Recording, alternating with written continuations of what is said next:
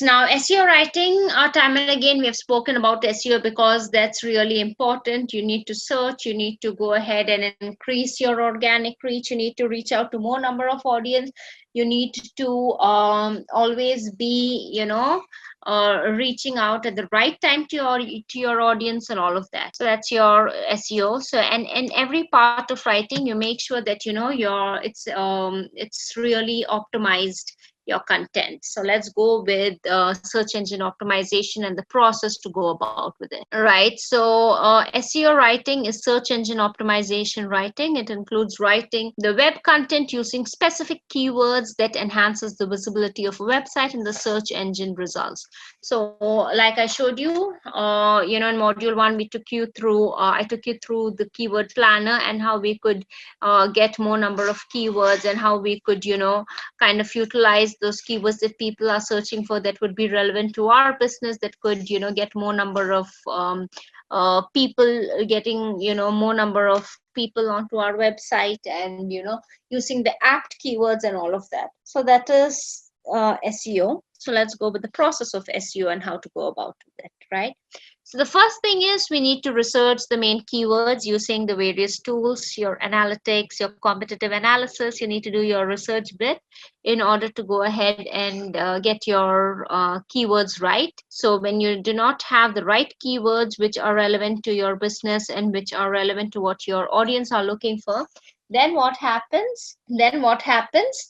You are not able to reach out to your audience, right, organically. However, you can always reach out to them, through paid sponsorships and all of that.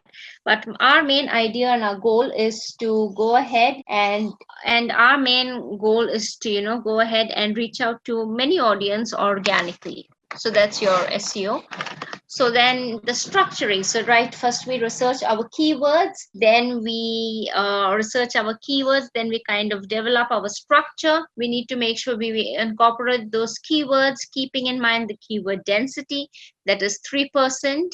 Then we need to optimize each page for the main keywords, making sure that you have your product out there. So say for example you're into hair coloring, okay, right? So your brand is all about hair coloring products. So on whichever page or whichever blog that you're talking about, so say for example you're bringing now the trending hair colors for this summery season is probably burgundy. So I've written like a whole blog on that, and why burgundy is a peppy color to use for the summer, or different celebrities using this burgundy and all of that. But towards the end, you also need to make sure that it has links and anchor text and hyperlink with the product page. So even if I'm reading your blog, I need to make sure that I ultimately go to the product page and I want to buy that burgundy color. So that's about structuring it, and that's incorporating and doing the on-site SEO as well. Then link building, yes, you need to, like I just told you, you need to make sure that you have links inbuilt on every page leading towards the main page. It could be about us page that you want me to go ahead to, or you want me to go to the product page. So that's up to you and up to your business. Then yes, keep improving and keep analyzing. So keep improving, it said that every 9 months you need to go ahead, do refresh your content by incorporating newer keywords, because what people are searching 9 months ago would not be searching the same right now. Yeah, so how do you go ahead with SEO writing? You have the content organization, organize the content compatible to the website structure. Then you need to include the meta description. The meta description is not more than 160 characters. So if at all you happen to put more than 160 characters, you would have seen some of the, on the search engine result page that's on Google,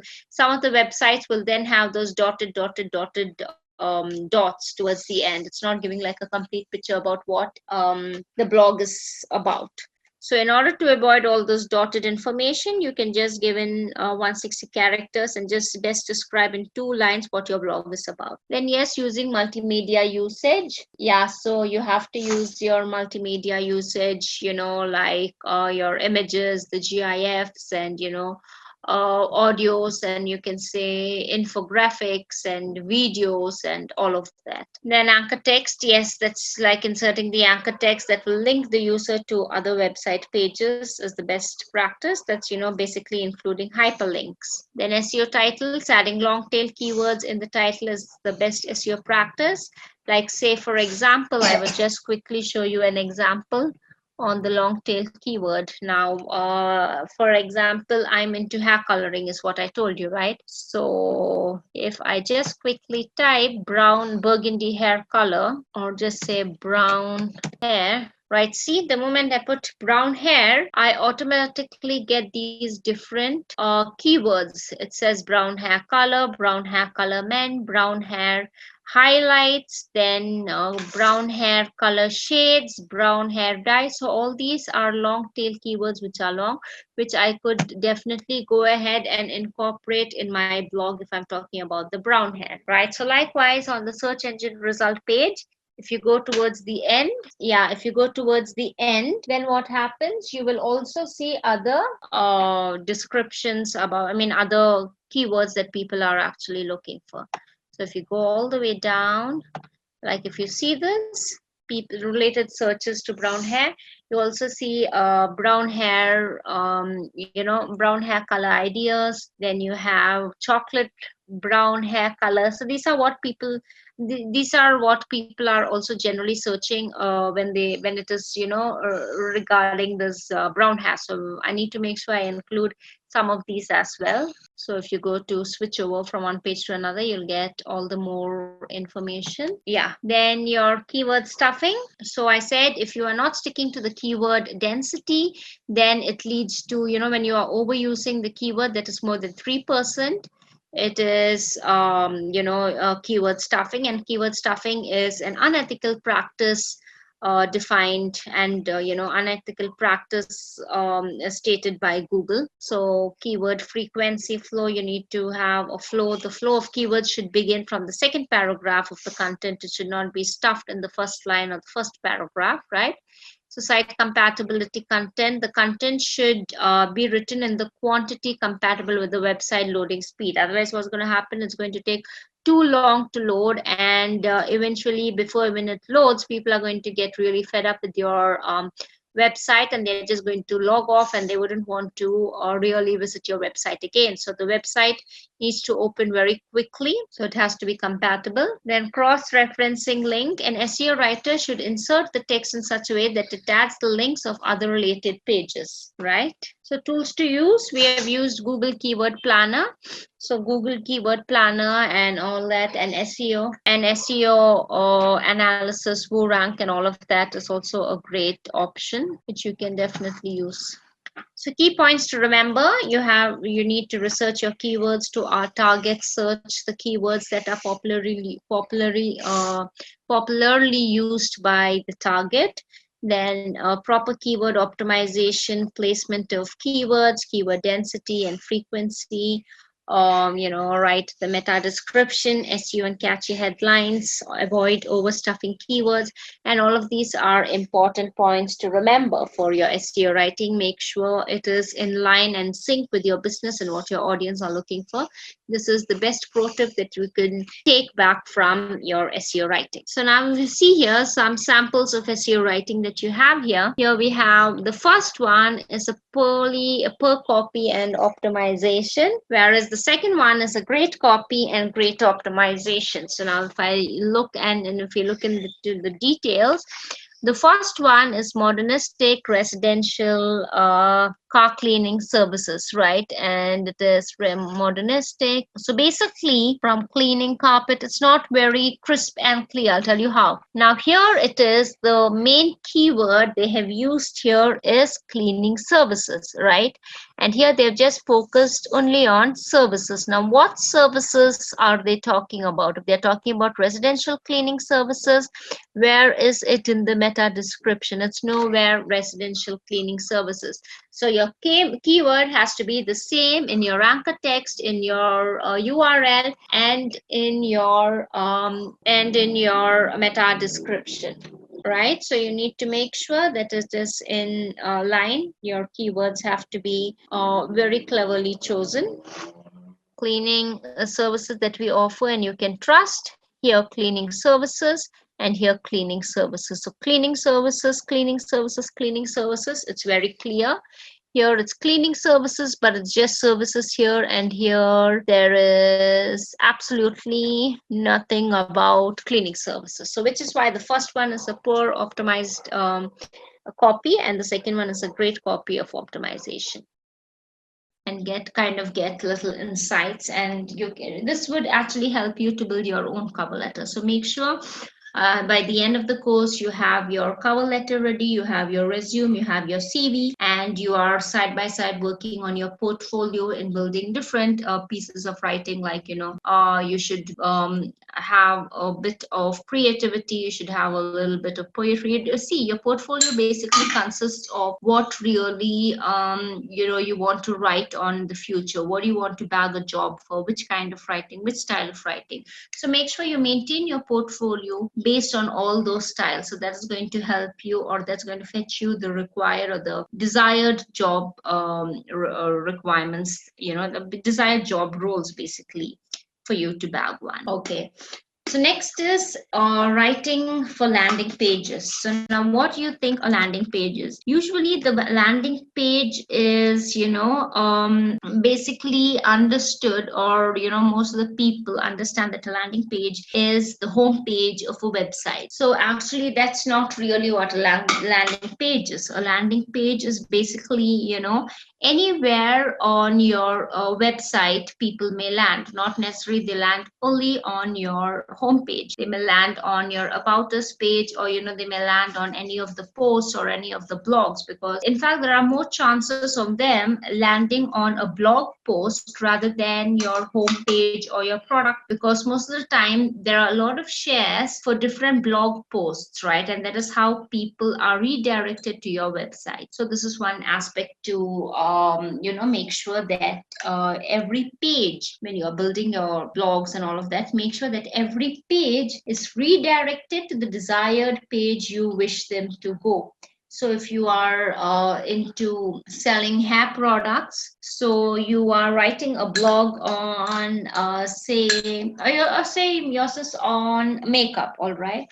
Your makeup products and all of that. So you have a blog on best sunscreen lotions, right, for this summer to use. So there is a whole blog about best sunscreen lotion and what kind of sunscreen lotion you should pick for your skin that is actually suitable and all of that.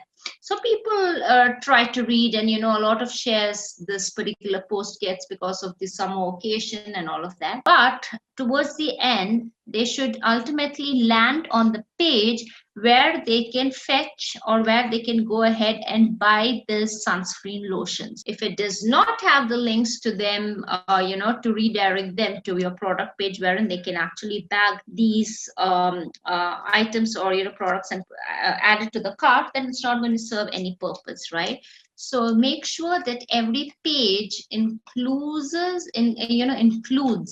every page includes a link that redirects them to the desired page, or to the page that you want them to land on. So the web pages that serves as the entry point for a website, or a search on the web basically. So here is, so you make short sentences, keep it simple. It has to be very easy for skimming. Don't get too fancy with words, and try to play around with very flowery words and all of that.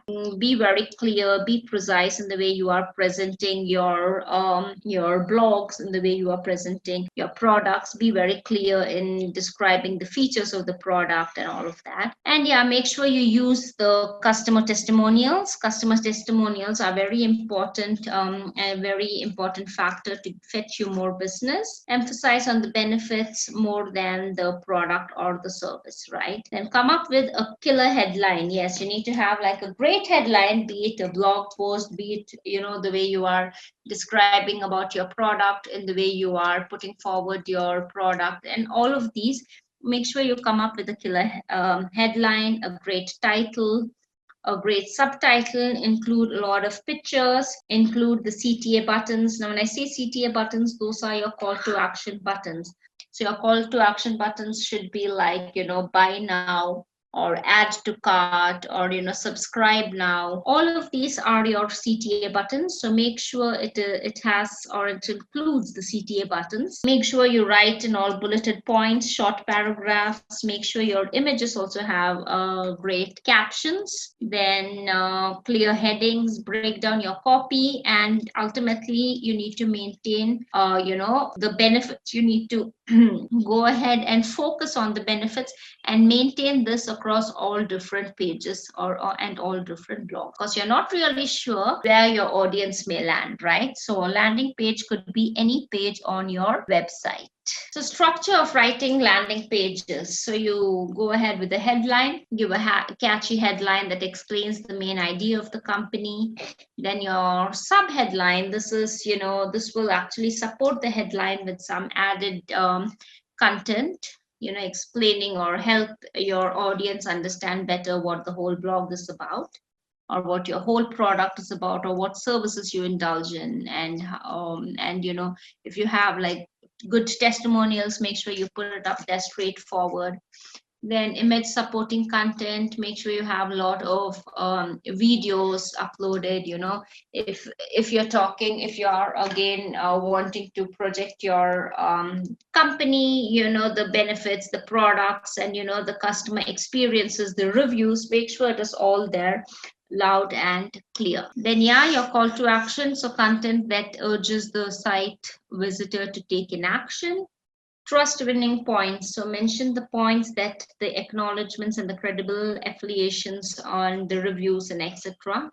Reviews also play a very important point and an aspect. And product, service, and explanation, which is, it should be self-explanatory. You don't have to play around too much with very flowery words or metaphors and all. Keep that all the way just for your poetry. Benefits, then the USP, it should explain how your company is distinct from the others. This is the main thing about your USP, is your unique selling point. Why should they buy your product, right? Why should I buy your product over the other available products? What's in it for me to go ahead and buy your product, right? So make sure you have that included. And testimonials we have already spoken about. Make sure you have those testimonials and reviews up front on your page. So style guide and tips. So use clear fonts, maintain consistency in the font size and the body, not like a blog A should be very bold and with italics and stuff, and blog B is all in a different format. So make sure you have like a consistent style guide across all different blogs. Maintain consistency in the font size and the body text. Use catchy CTA and meaningful headlines. Provide roti. Now, what is roti? Roti is not your roti thingy, but here roti is your return on time investment, right? So make sure that your audience, when they are visiting your website, they've actually kind of gained something from out of it, right? Whether they want to whether they've gained some kind of inputs on your product, whether they've gained some kind of knowledge, or whether they have gained some kind of knowledge. It would be like maybe the suitable cream of sunscreen cream suitable for their skin. At least they've gained something, and it's not a total waste of time for them, right? And so stuff like this, include it all. And then if they've really had a great return on time investment, they would definitely use it to go ahead and make a purchase if they've really found the content interesting, if they are convinced with the way you're wanting them, with the way you've tried to persuade them into buying your product and stuff. And then avoid plague words. So what are plague words? Plague words are these jargons and gobbledygooks and all of that. So all of these are the plague words. Then identify with customers. Obviously, you need to, it should be target specific, client centric, and use infographics. Always break the paragraphs in small chunks, use bulleted points, make sure it is not cluttered and clustered, add images with content, and send out your points strongly yet effectively. Yeah, so some of the samples that we have here for landing pages. So you can see, and yes, make sure your SEO is all through. Again, SEO, your search engine optimization, make sure you do not miss out on including the main keywords that would be relevant to sell your products and your services and that could fetch you business, right? So make sure you have the keywords incorporated. Make sure, you keep updating the keywords every 9 months. Make sure when you are selecting the keywords, you select it relevant to the location, your target audience. Make sure you are, it's in sync with your target segment and all of that. So what is blogging? What do you understand by blogging? So blogging and article writing, these are two terms, okay? Article writing,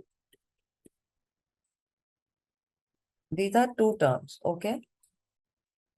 Blogging is also a kind of article, all right? Blogging is also a kind of article.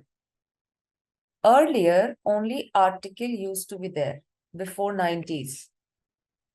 Blogging has been introduced in 1994, I believe. Okay? Before that, there was no blogging. If somebody know that era, will agree with me. Okay? There was no blogging before that. It used to be only article writing, which was very specific to a group of people who were only doing mass comm, and they were specialized into writing different set of articles as we were discussing once. Okay? But then the question comes that what about those people who are talented enough, who've got certain things to talk about, they want to write, and they have not done their education, as in the sense of degree. Okay? But if they want to write, then what? So then blogging came into picture. Okay? Why? Blogging is more casual in nature. Okay? Article is a strictly formal form of writing. Okay? Article is a strictly formal form of writing. Blogging is a casual form of writing. A lot of time when you will write a blog on any website, it may be referred to as your article. Okay? But you're blogging. So it's a kind of article only because what is an article? A written content. Okay, any written content on a particular topic is an article. So I've written an article on this. It's a blog because it is written in a casual form. Mostly it is about, yes, your experience. Okay, which might be true for other people. Let's keep it in the bracket. Which might be true for others or might not be. Is it making sense? Okay, you're sharing your experiences. Now you're writing a blog about any skincare routine that you're following for your skin, and your skin is shining. So you're not sharing something which is not true for you. Yes, you're sharing the truth here as well. All right, your own experience. You have started following a skincare routine and a particular skincare product, and that has worked so well with you on your skin type. You felt like sharing it with people. People have started using it. It might work for them, it might not work for them. Why? Because their skin type might be different. Yes? So you're sharing your experience, which might be true for others, might not be true for others. You're just sharing your experience. No deep research is needed. Okay? So you're sharing something. First of all, if it is your experience, obviously you will share it as it is, whatever you've seen, whether it is travel blogging, recipe you're writing, food blogging, so and any of your life experiences as well. Okay. Also, if anything that has happened, you have witnessed any incident or anything that's happening in the world, any major instance that has happened, any crime for that matter, any major story that people talk about. Okay, and that is there in the news as well. For that also, there is no deep research that's needed. But yeah, What you are sharing should be truthful because you're sharing it with people. Okay. So obviously, with the best of your knowledge, whatever you are sharing, just make sure that it is truthful, it is true. Okay. But even if you're not doing any deep research, it is fine because you are just sharing your experience on that. All right. Now let's have a look at the example to understand article and blogging writing's difference. That will make it all clear for you. So a few days ago, there was this murder case happened near Delhi, Poonawalla murder case. I'm not sure if anybody has heard it. Let me show that to you also.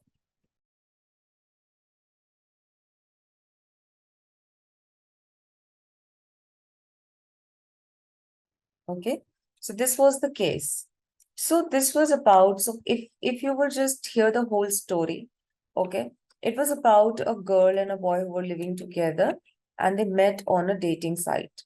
So now, being a writer, when they met on a dating site and then the boy killed her after a few years that they lived together, I think an year or so.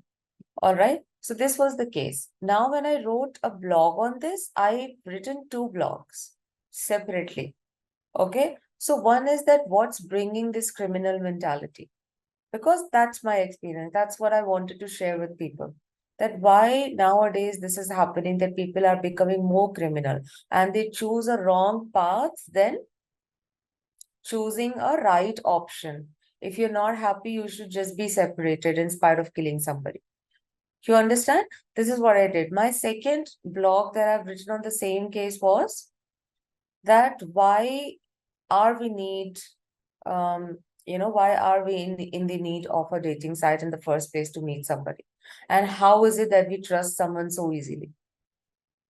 Someone who is just a stranger. What makes us believe in that person and the precautions that you should keep? Okay. But when any article writer, when you will read the article in the newspaper about this, that article is going to be a deep researched article, right? Then they will tell you, so a crime reporter who was following this case, who was covering this case, okay, who was assigned with this case from different news channels or different newspapers, that person is going to cover it all from the beginning till the end. The root cause, actually, how did they meet, when exactly they started living together, where exactly they were living. Now, on in all of these two blogs, I've never mentioned that where exactly they were living and all of that. But this is a deeply researched,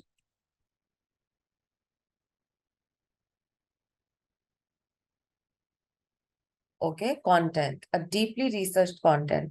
These are shorter times. Blogging generally is not a very lengthy content.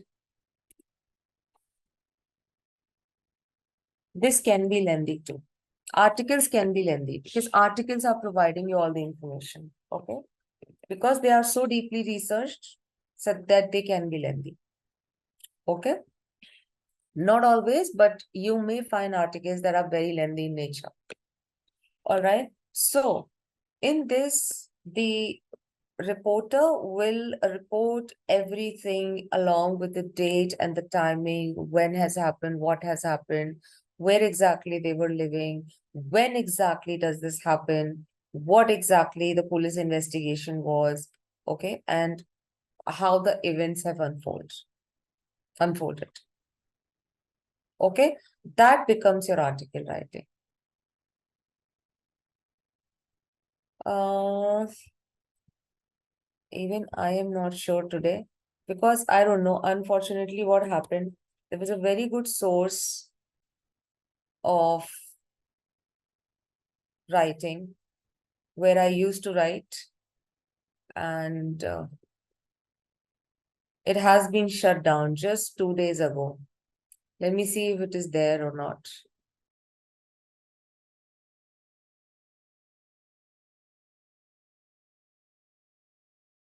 This was the place where I used to write everything.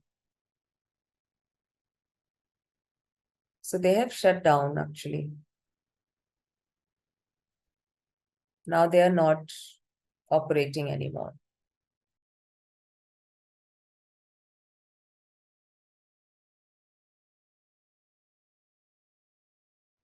which is why you can't read. I'm just starting to write on another site.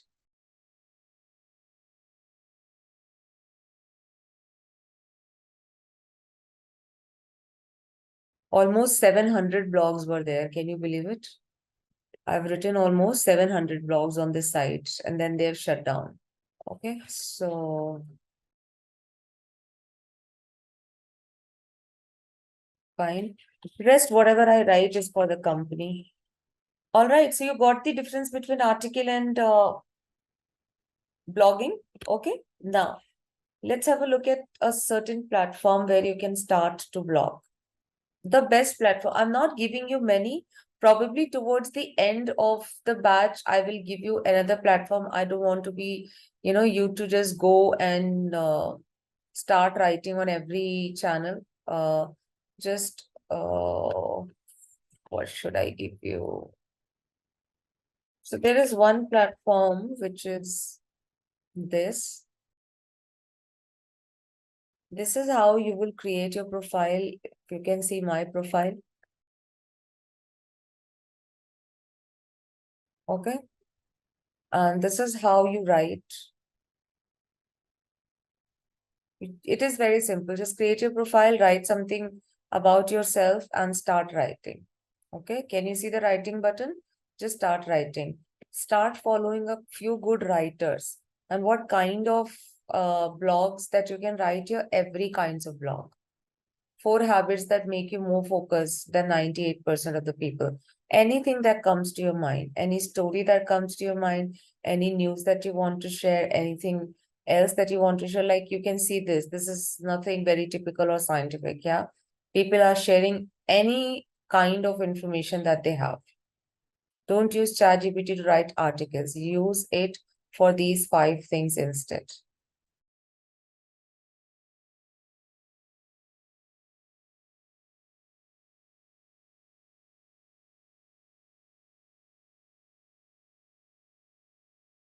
Marketing analytics, anything that comes to your mind. I mean, any celebrity saying something and you want to give your opinion on that. You've got something of your own to share. Okay. You've used something really nice. You've used a product. You really want to share that with people. People are sharing everything over here. ChatGPT is obviously a very hot topic. That is why you'll find it more often.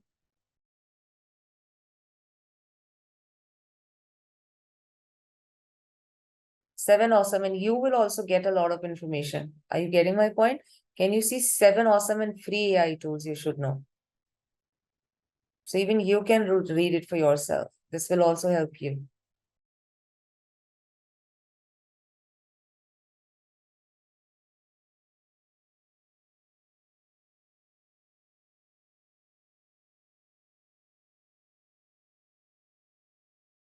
How to do SEO for websites step by step. All right, this is going to be beneficial for you also, these articles.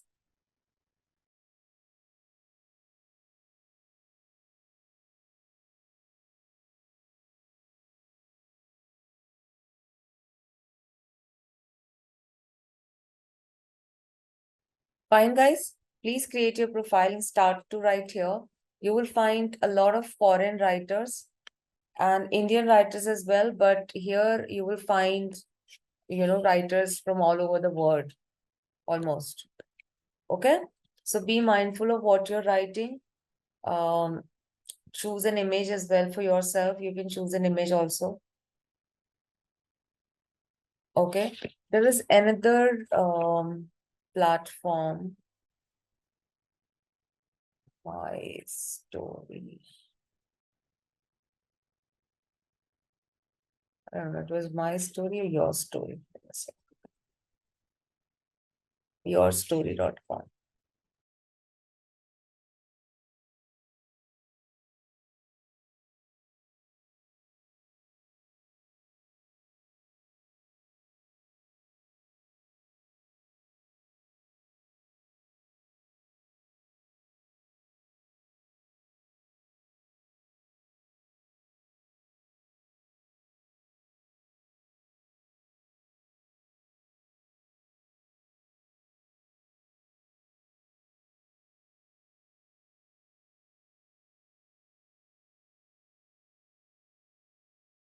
Fine. So here as well, you just need to create your profile. Okay. I'm not logged in, otherwise probably you'll find my profile here.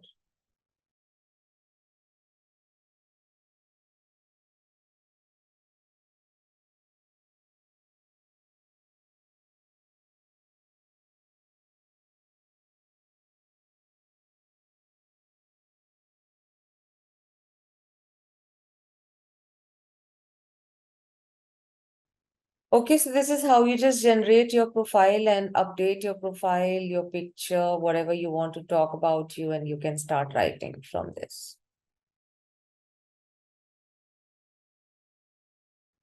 Create creator story.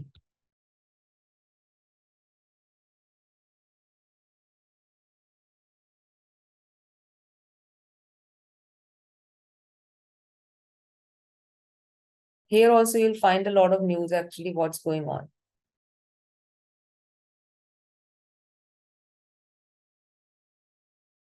Okay, apart from this,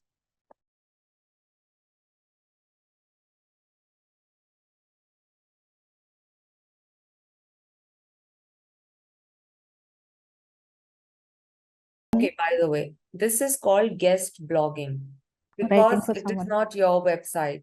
Why it is important? How is it helping you? First of all, it is giving you a lot of practice. Second, you're coming in Okay. contact with a lot of writers, right? And you're growing as a writer because once you're reading what others are writing, that also gives you a lot of knowledge. Third thing, you can create a lot of followers for yourself.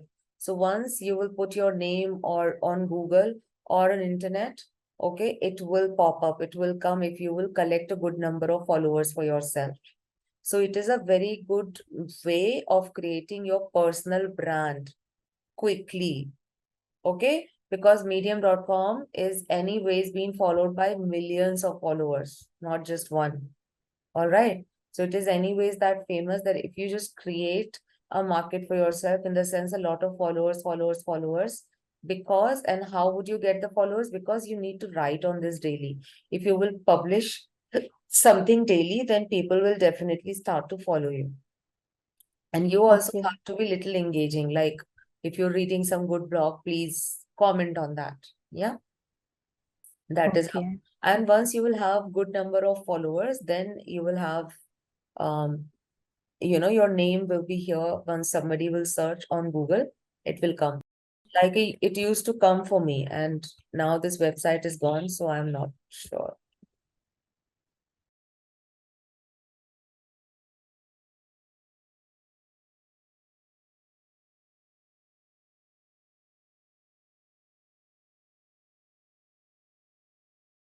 See, can you see my blog is here? It was my blog, but I'm sure it won't be open because this platform is now gone.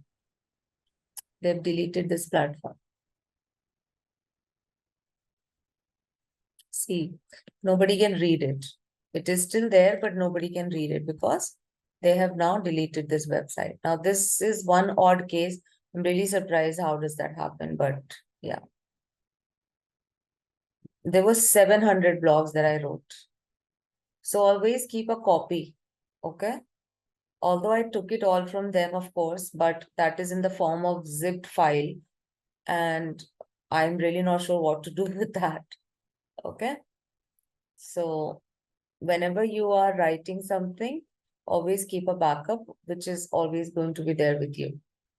All right. When you are working as a guest blogger on someone else's website, like you start to write on this, and when people start to follow you, you will come in the eye of a lot of in-sponsors. Who are the in-sponsors? Who would want you to write for them, for their product.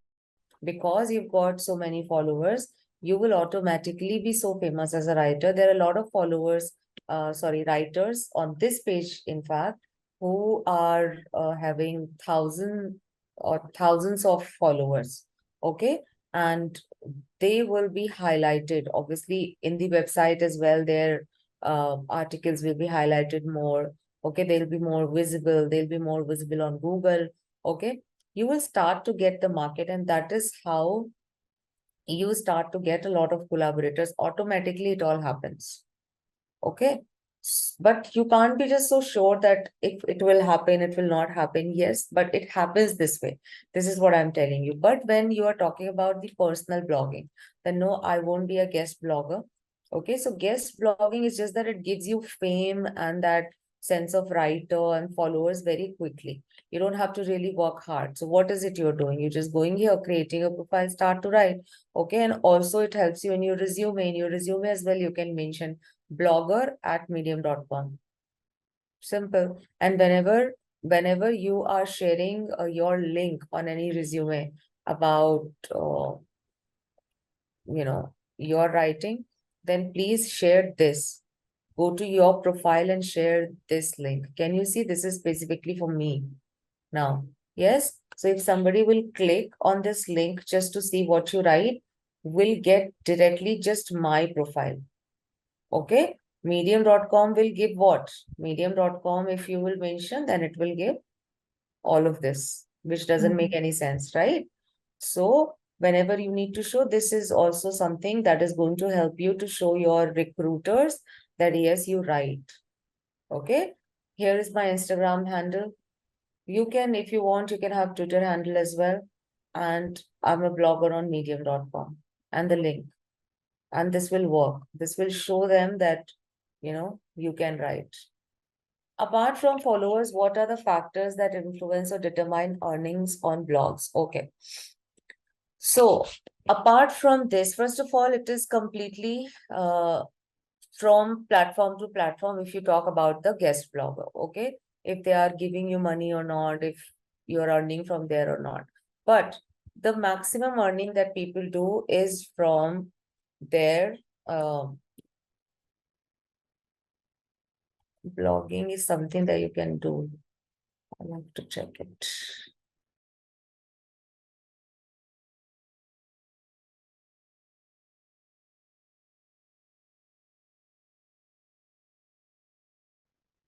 You can write on Reddit also.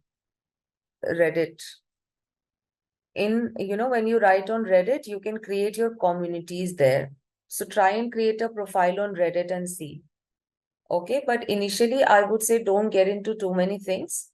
Okay, and at least begin with writing on Medium.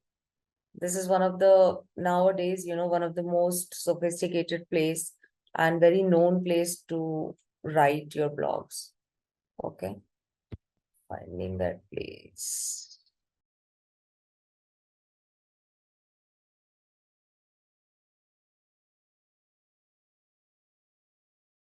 See, these are all the blogs of this.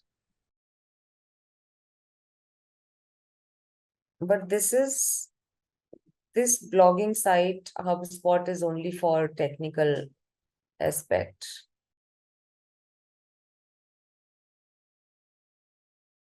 Okay, leave it. I'll just figure it out. Some 2, 3 more platforms are there where you can start to write. So one I've given you your story, one I've given you medium.com. For women, I'm sorry, all the men in the house. For women, there is something very special where you can start to write. That is only for women actually. So okay, all the women can create it here. This is like really nowadays really known and very auspicious to be here.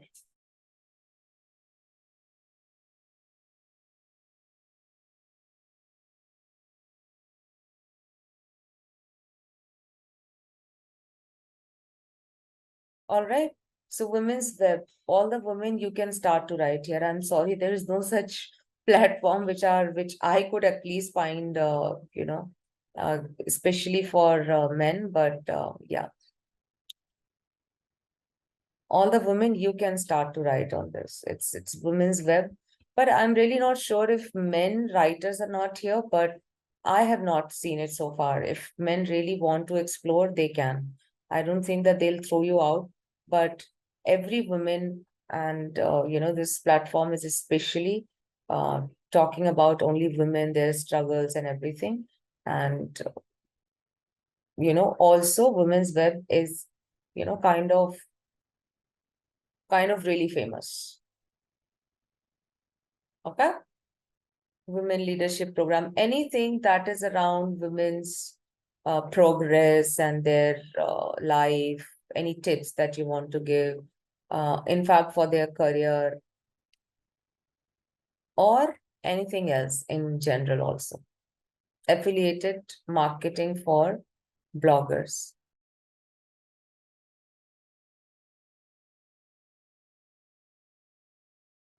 See, 9 tips for Indian bloggers and how to make money blogging.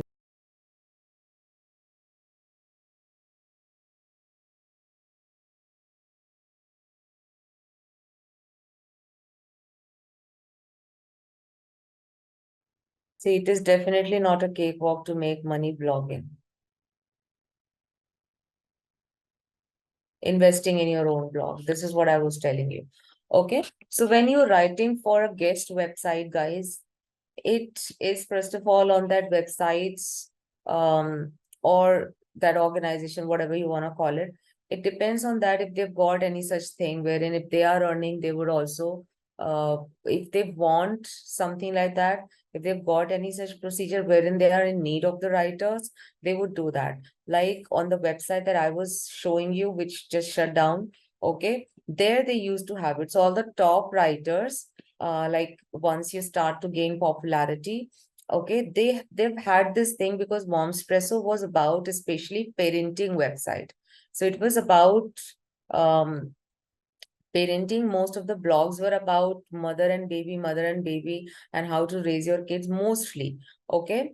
So a lot of infant companies, Pampers, Johnson's Baby, and any infant products, all of these companies were attached and collaborated with this website because this website was talking about only parenting. Okay. So then they were in need of writers also to promote their products. All right. So that is when, writers used to write, and their whoever is writing good, then sponsors used to connect with them, and they used to have the paid and sponsorship then, that you are writing well, now you write for our product, you promote my product in your blog. Are you getting my point? So Pampers is, let's suppose, associated with Women's Web. Okay, because Women's Web is a parenting website, that is why Pampers or Johnson's Baby or any other baby product is associated with this website. Now you've reached at the top writer list, or you're writing so well. So now Pamper is telling you that in your blog, promote my product because people are reading you more. You've got such a huge amount of views. So please promote my product. All right. And Pamper is paying you for that. Although that money, even if that is happening, is not such a big amount of money that you can run your house. That is the whole point. Blogging is majorly just to be famous. This is what I would say. Now, a lot of bloggers, you will ask me, ma'am, but there are a lot of bloggers who are earning so much money. Of course they are. But let me tell you now how they are earning. Okay, first of all the bloggers that you see, please read their history. Those who are earning a lot of money, please read their history. They have started blogging, I don't know when. I don't know when. So it takes a lot of consistency, a lot of passion. Blogging is a work of passion. Okay. And constantly keep on working on the ideas.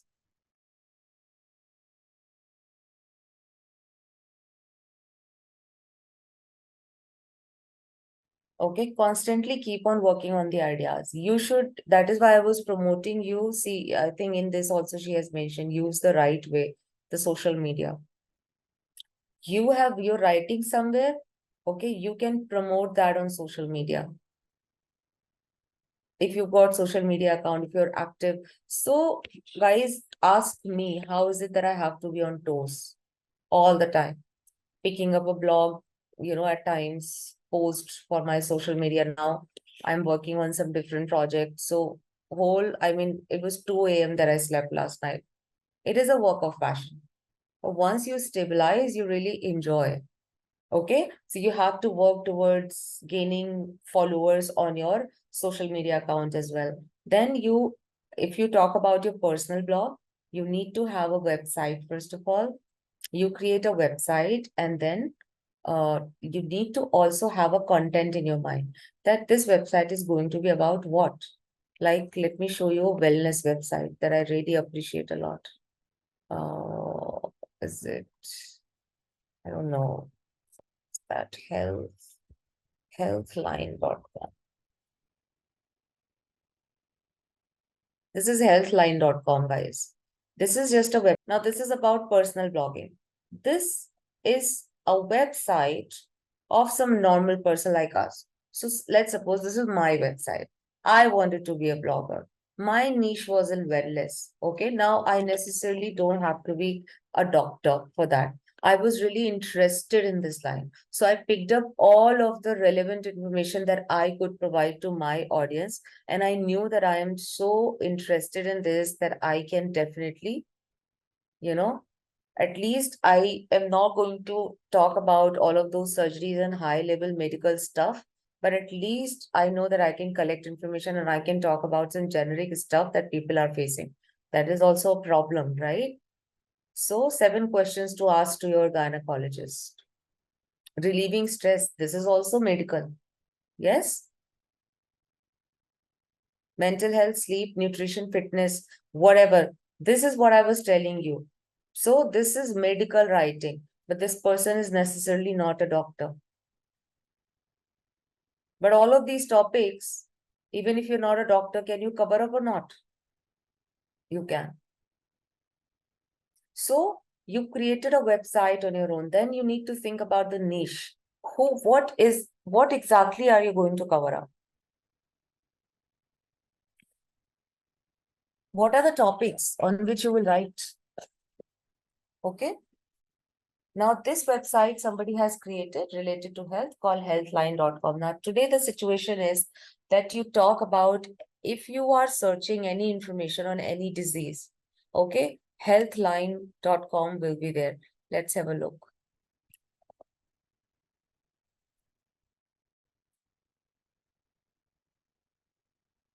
Or I just want a certain information. How to reduce.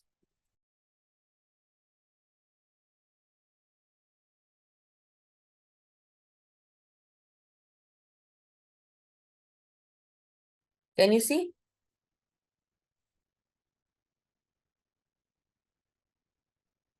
So today the situation is that any information in relation to generic health issues, if you're looking for these two websites, yeah, I was not remembering the other name, Healthline and I think this one, Very Well Health. Doesn't it seem to be just so normal, just somebody was sitting and created a website, Very Well Health? Yes? So this is personal blogging. Personal blogging in a particular niche, that is health. Okay. Now, over the period of time, by researching, how much effort does this person has put? Can you believe it?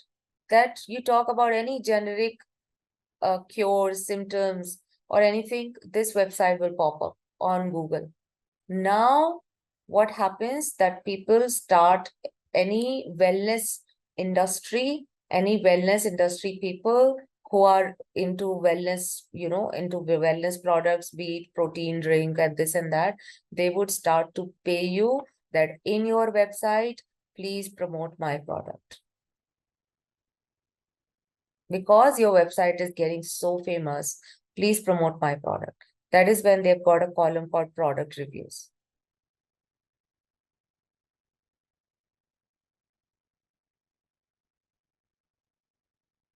All right. So these are all the blogs, actually.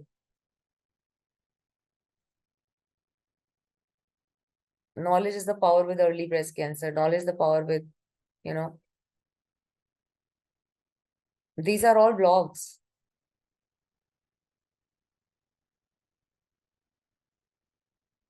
All blogs. So this person is a blogger, whoever is owning this website. Same, there is one more website, which I really appreciate, which is which veg recipes of India. This website is famous because it only has veg recipes of India. In the most simplest manner, you will find one of the best vegetable recipes out here. This is also just a website run by somebody who has gained popularity over the period of time. You want to search for any recipe, especially veg, you will find this website. Obviously, if you're looking for any non-veg recipe, this website won't pop up. But then you've got no clue of the collection, and you can clearly see. Guys, this is how you need to. It is any blogger, if you're seeing that person, oh my God, living such a life and so famous, that person has worked really hard. It was just a passion. There are many examples you will find. Heber's Kitchen, my favorite. Then you see how it is associated with the rest of how it is connected with the rest of the platforms. Now Heber's Kitchen is on YouTube also. Okay. So now what is the quality and speciality of Heber's Kitchen? If anybody of you, I'm sure women, at least you would have seen recipes from this. Can you see the category? Breakfast, rice, paneer, snacks. They've just categorized everything. The best part of Heber's Kitchen is, okay, that if you'll go on YouTube and you'll see their videos, any of the videos, now they've got thousands of recipes, guys. Can you see? 300 pages they've got. None of the recipes, guys, till date that I found on this particular platform, which is over fancy. Getting my point? That, oh my God, you have to really rush to the market and you have to get something, really fancy, really expensive. No. None of their videos on YouTube, they are gaining so much popularity. Reason being, none of their YouTube videos are, no matter what are they creating, which recipe, hardly 4 minutes, maximum 5 minutes. And you will never be bored. Nobody's talking over there. Nobody talks. It is just in a video they are writing and, ingredients, whatever it is, just going on. Simple. And not a single step that you will miss. That is what people want nowadays. Who wants to listen to a 10-minute long video? I get bored when somebody is explaining me the recipe. I'm like, I know how to make it. Don't explain me. Just make it, show me. That's it. Do you also want that or not? So you need to really reach to the hearts of the audience. Understand how I watch a video created that way. So the same blogging stuff that you are blogging, you can create a YouTube channel also about that and promote that. Complete social media or internet is completely connected to each other. So you can't just say that I will be here on this platform, but not on this platform. Now imagine how much energy does it take to be available everywhere and to constantly keep on working. So if you are, guys, completely looking forward that I only be a blogger and I will not do anything else, I always suggest blogging is a very good thing. Please do that. Aim towards reaching, if you've got certain niche like this channel has, health or any other thing. One of my students has created a channel only on gardening. So you don't have to have a very good hi-fi degree. There's a woman I know, she's only into telling people how to do the interior of your house, and all of these ideas as well you can get on YouTube just by surfing the channels. This woman just picks up very reasonable products from Amazon. Okay. She tells people that from where to buy. And now you see how am I using it at house, okay, to just decorate my home. That is also a topic. So it's not that you have to be exceptionally good, but you have to be so passionate about doing it. If you think without that, no. I have not seen any blogger earning money like that. Yes, you can call yourself a writer. I write, I blog. That is fine. But as far as money aspect is concerned, to a place wherein you can sit, chill, relax, that fine, now my blogs are just hitting the crowd and, I'm anyways earning. Still, they have to constantly work towards maintaining that position, isn't it? How many bloggers are coming in the industry every now and then? So you can't afford to actually chill, but then yes, you can start to earn. So you can move towards creating a YouTube channel as well, towards whatever niche that you are interested in. But YouTube channel also, in order to be monetized, will take a little time. Once it is monetized, okay, it reach a particular set of audience and views, then only you will start to earn. So if that's a long-term goal that you can create for you. Otherwise, you got to join any organization, join as a writer, then you can write a blog there. Like a lot of time, because I'm associated with Henry Harvin, I write blogs for Henry Harvin, but that are not coming under my name, that are coming under the name of Henry Harvin. Why? Because Henry Harvin is paying me for that. Yes, I'm working for them. So whatever I write, it's copyrighted to Henry Harvin, not to me. That is why people prefer to have personal branding. They prefer to have their own website because whatever it is, it belongs to them.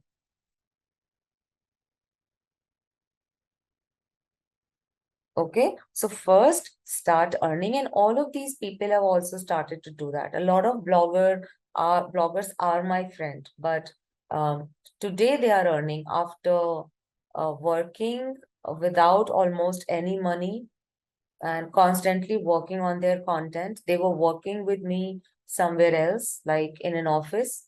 They were working, and along with that, they were doing this work, constantly putting their contents constantly. I have not seen even a single day that this person was free because his aim was to just leave this company and to be a blogger full time. He was a travel blogger, my friend. So he used to travel a lot. Okay. So then today he also started capturing everything, start writing a blog, and then he has shifted towards YouTube. So now he's creating videos on the travel, then writing. And today his blogs are quite appreciated. I mean, people watch them, at least that he started earning money. That is when he left the job after 2 years, guys. For 2 years he was chill. So this is a lot of hard work. Okay. Fine. So I think enough that I've told you. Examples also I've shown you. Okay. See how organized this channel is. Learn from things. How organized this particular website is. Snacks separately, drinks separately, rice recipes separately, dessert separately. You have to be very organized. Now, can you see, guys, the advertisement on this website of this product? Okay. This Jatin Shah website, the webinar, which you're seeing in veg recipes, Jatin Shah is paying veg recipes for this advertisement. So it is like when your website starts to get fame, you can leave a little space on your website for advertisement. This is your contract with Google, just because it has come here. So I thought of telling you. Okay. You will be in a contract with Google. Why? Because Google can see that your website is so famous. Okay. So Google now comes in a contract with you that I need a little space for advertisement. So you offer space for advertisement, okay, on your website. So Google use that space. So this is a space that is given to Google by Veg Recipes. Now, whoever is approaching, like Jatin Shah has approached Google, that I am running a webinar on Master ChatGPT and AI. So Google said, fine, I'll put your ads. Google has taken money from Jatin Shah to put ads. Okay. And here is your ad. Where would Google put ads otherwise? Obviously on the famous channels which are being seen by everybody. Right? So this platform is operating by people, like majorly people are operating and checking this veg recipes of India. Thousands of people are checking recipes at the same time on this channel. So now Google has paid Veg Recipes of India, whoever will be the owner, of course, to give this space to Google. for advertisement. Now you understand how it works?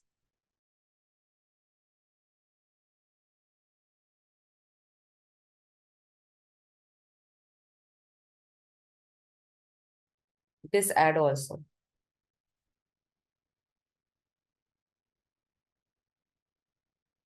See, this is about the writer, finally.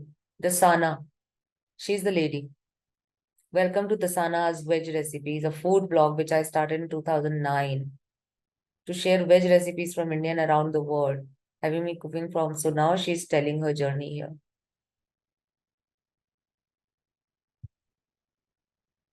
Today she'll be earning, I don't know, in crores at least. She started in 2009. She did not get this popularity immediately, but she kept on doing it. Read about her. Okay, and that is how you'll come to know.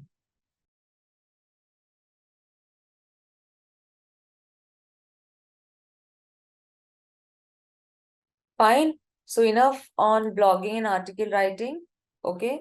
You can create your own website. Now, since we are talking about website and WordPress, you can create your website on WordPress easily, guys. And if you are not interested, then you can also pay money. It doesn't cost a lot of money nowadays. Yes, this veg recipes of India that you saw, this obviously is a highly paid website. Reason being that now it is that famous. So it needs more space. Okay. And then it takes a little amount of money to, maintain that website. But to begin with, you can hire somebody to create your website if you have got content. Always get your website created, guys, if you've got content. If you know what am I going to post. Okay, because website designer will just create your website. That's it. Okay, so in order to have a WordPress website, what do you need to have? You need to have a hosting space and you need to have a domain name. There is a website that you can create free also with WordPress.com, but there that the name will come as like Sonia dot recipes at wordpress.com. Okay, it will come as wordpress.com.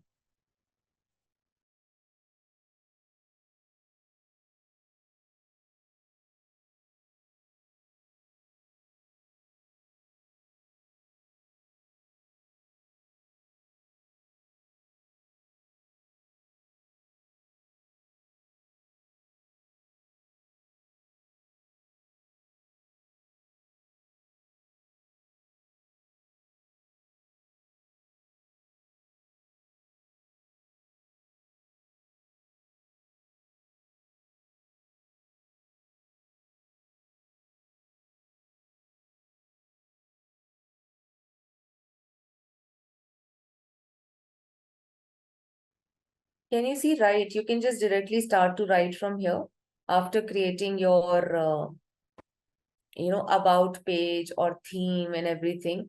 Okay, it is easy to create, but this website will be of no use. This is just that I think that you'll just waste your time if you're creating it free of cost. If ever you really want to have your own website, then why to waste time in creating a website of wordpress.com? Okay, you need to buy a logo. Let me just show you. Sorry, hosting space. Go on godaddy.com and you can buy both the things from there.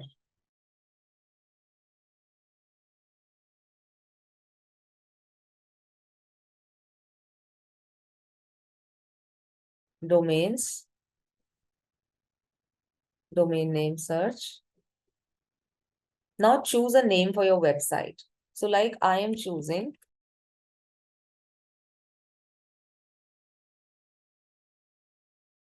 then search. Whatever name you want to keep for your website. Now it is giving me an option, serenitysenior.com if you want, It is for 99 years. I'm sorry, 99 rupees. First year only with 3 years term. Okay. So this is for 99 rupees if you want to buy this domain. Are you getting my point? What is domain? This is domain. .com is a domain. .in is a domain. .in is cheaper because people use it less. Okay. This is something that you should go for. .com is obviously, I'm sure you know, right? .com is the most famous domain for any website. So see, this is available. Make it yours. Now you can make this website yours. This website as in this domain name yours. Make it yours. Once you will buy it, it will be under your name. This will be registered. This name will be registered under your name. Now, no one else can take this name. This is your website. Website's domain. So first of all, you got to buy the domain. Okay. There are other as well. They are cheaper.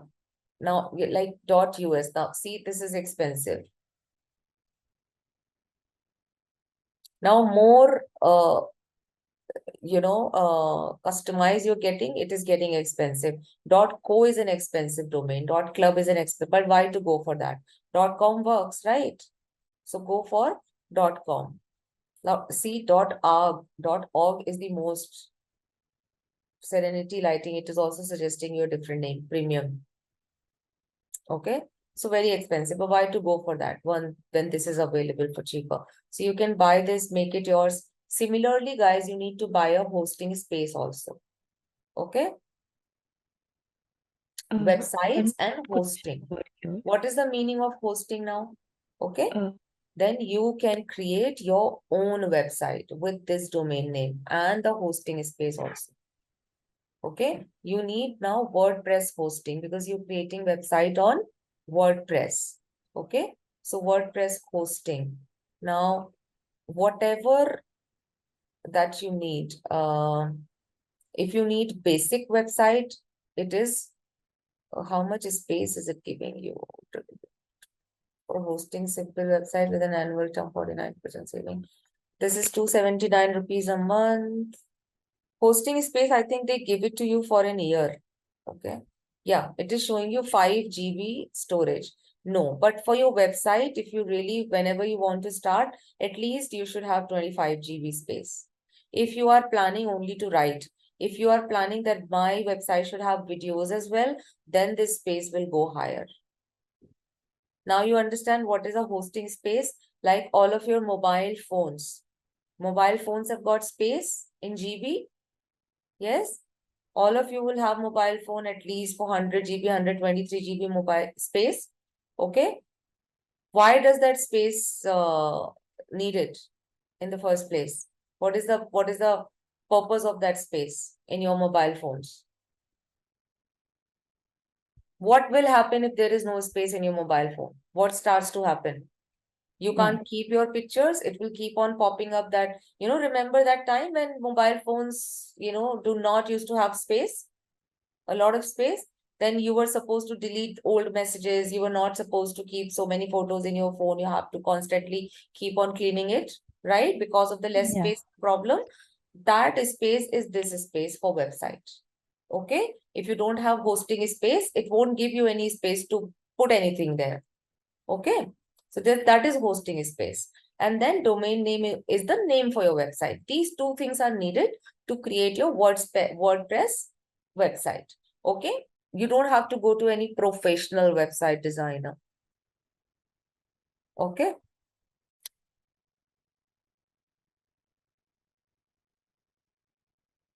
And in order to manage your website, you have to, this is for one website. This is giving you the certification, obviously, that this particular name that you've chosen belongs to you. You'll have your backup, this storage, AI creation tool is also given in this. More or less everything is available. It's just that I think it is 1 year plan or monthly. It is per month. So you are paying 5,000. This is something that takes a little hit. The reason being that this is for the whole year. They give you hosting space for the whole year. So, and then after a year, you got to renew it so that this website remains under your name. Okay, that is why people don't do it. That, what if they're not earning from this? But if you really have the zeal to do it, then this is how you got to begin. So I've given you all the aspects, okay? This is how a website designing works. You buy things for a year, and I think if you buy hosting space, domain name is free in this. Choose one free option from .in, .co.in, or .com. So you can choose any one out of these. So if you're buying this, then you don't have to buy domain separately. They are giving it to you within this pack. Okay, so this is for 1 year. After 1 year, you got to renew that to keep this website that you're creating under your name. Apart from WordPress as well, guys, there are a lot of other platforms wherein a website can be created. It's not just WordPress. It is Wix.com as well, wherein the website can be created. Procedure remains the same. Domain name and hosting space is needed everywhere. But Wix.com is also a place where a website can be created, if you want to just see that.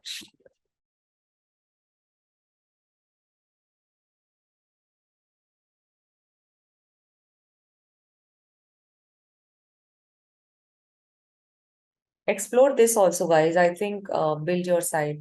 This is also not very difficult.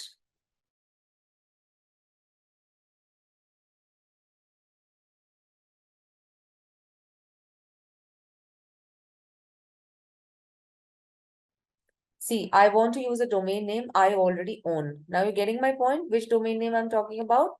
The one that you were seeing there, I already have it. Choose a domain later. So if you already have it, we'll start to create your website then. Use this domain name for me. Okay? Hi guys, welcome all of you. Now we will understand about writing for social media. So we all know, of course, social media is such an essential part of our lives. And same happens when it comes to writing as well. You can't just escape being on social media. You can't escape writing for social media. Every small to big brand is there on social media in order to be available for its client to reach out to maximum audience so that they can increase their brand awareness so that they can make their products available for people, more and more people. So, what is it that makes writing for social media different in comparison to writing for website or writing for search engine? Okay, what is different in social media? Majority of cases, just look at it from this perspective that as a customer, like you all will have your social media profiles, of course, on Instagram, then probably on Facebook as well. Okay, and a lot of you would be on Twitter also. So, what makes you stop somewhere? When you stop on any page, what makes you stop on that page? Whether or not you're aware about that brand, but you stop on that page, looking at the infographic. Something that attracts you on any social media platform is the infographic. Okay, you hardly go and read something. That's a later part. The first attraction is that when you scroll your phone, it's always, you just immediately stop looking at the infographic. That infographic is so relevant to you that you are tempted to stop there and then you read maximum information written in the infographic. And after that, you go and read something about that's written in the post. Okay. And that too, in the post, if you really find the post is too lengthy, like an essay, you completely leave it. You're like, I'm not going to read it. I don't have that much time. Just imagine the same happens with your customers as well. When you are writing any post to with the purpose of making them buy it, okay, for whatever product that you are writing, that's your intention behind it, that people should be aware about this brand, they should follow this brand more and more, they should be tempted towards buying this particular product for which you are writing. Okay, so you also have to take care of the fact that it should look so tempting that people should just stop right there. So you need to make it absolutely simple. You need to use the language that people generally use in social media. Because imagine yourself writing a social media post. How do you write a social media post? You use a very casual language. Having said that, I'm not saying that you need to use an absolute casual language when you are representing a brand. You can't do that, but you can't also afford to write very complicated vocabulary. Okay, you can't afford to write long, lengthy sentences or be too formal about it or to write long and lengthy essays. Majority of cases, you will have to learn creating impactful visuals. Okay. So I always recommend it this way that when you are writing for social media, half of your task, in fact, more than half, 80 to 85% of your content should be visible only in the infographic. What do you want to say with this particular um, infographic? What is it you're trying to deliver in this content? It should be just visible in that infographic within a fraction of second.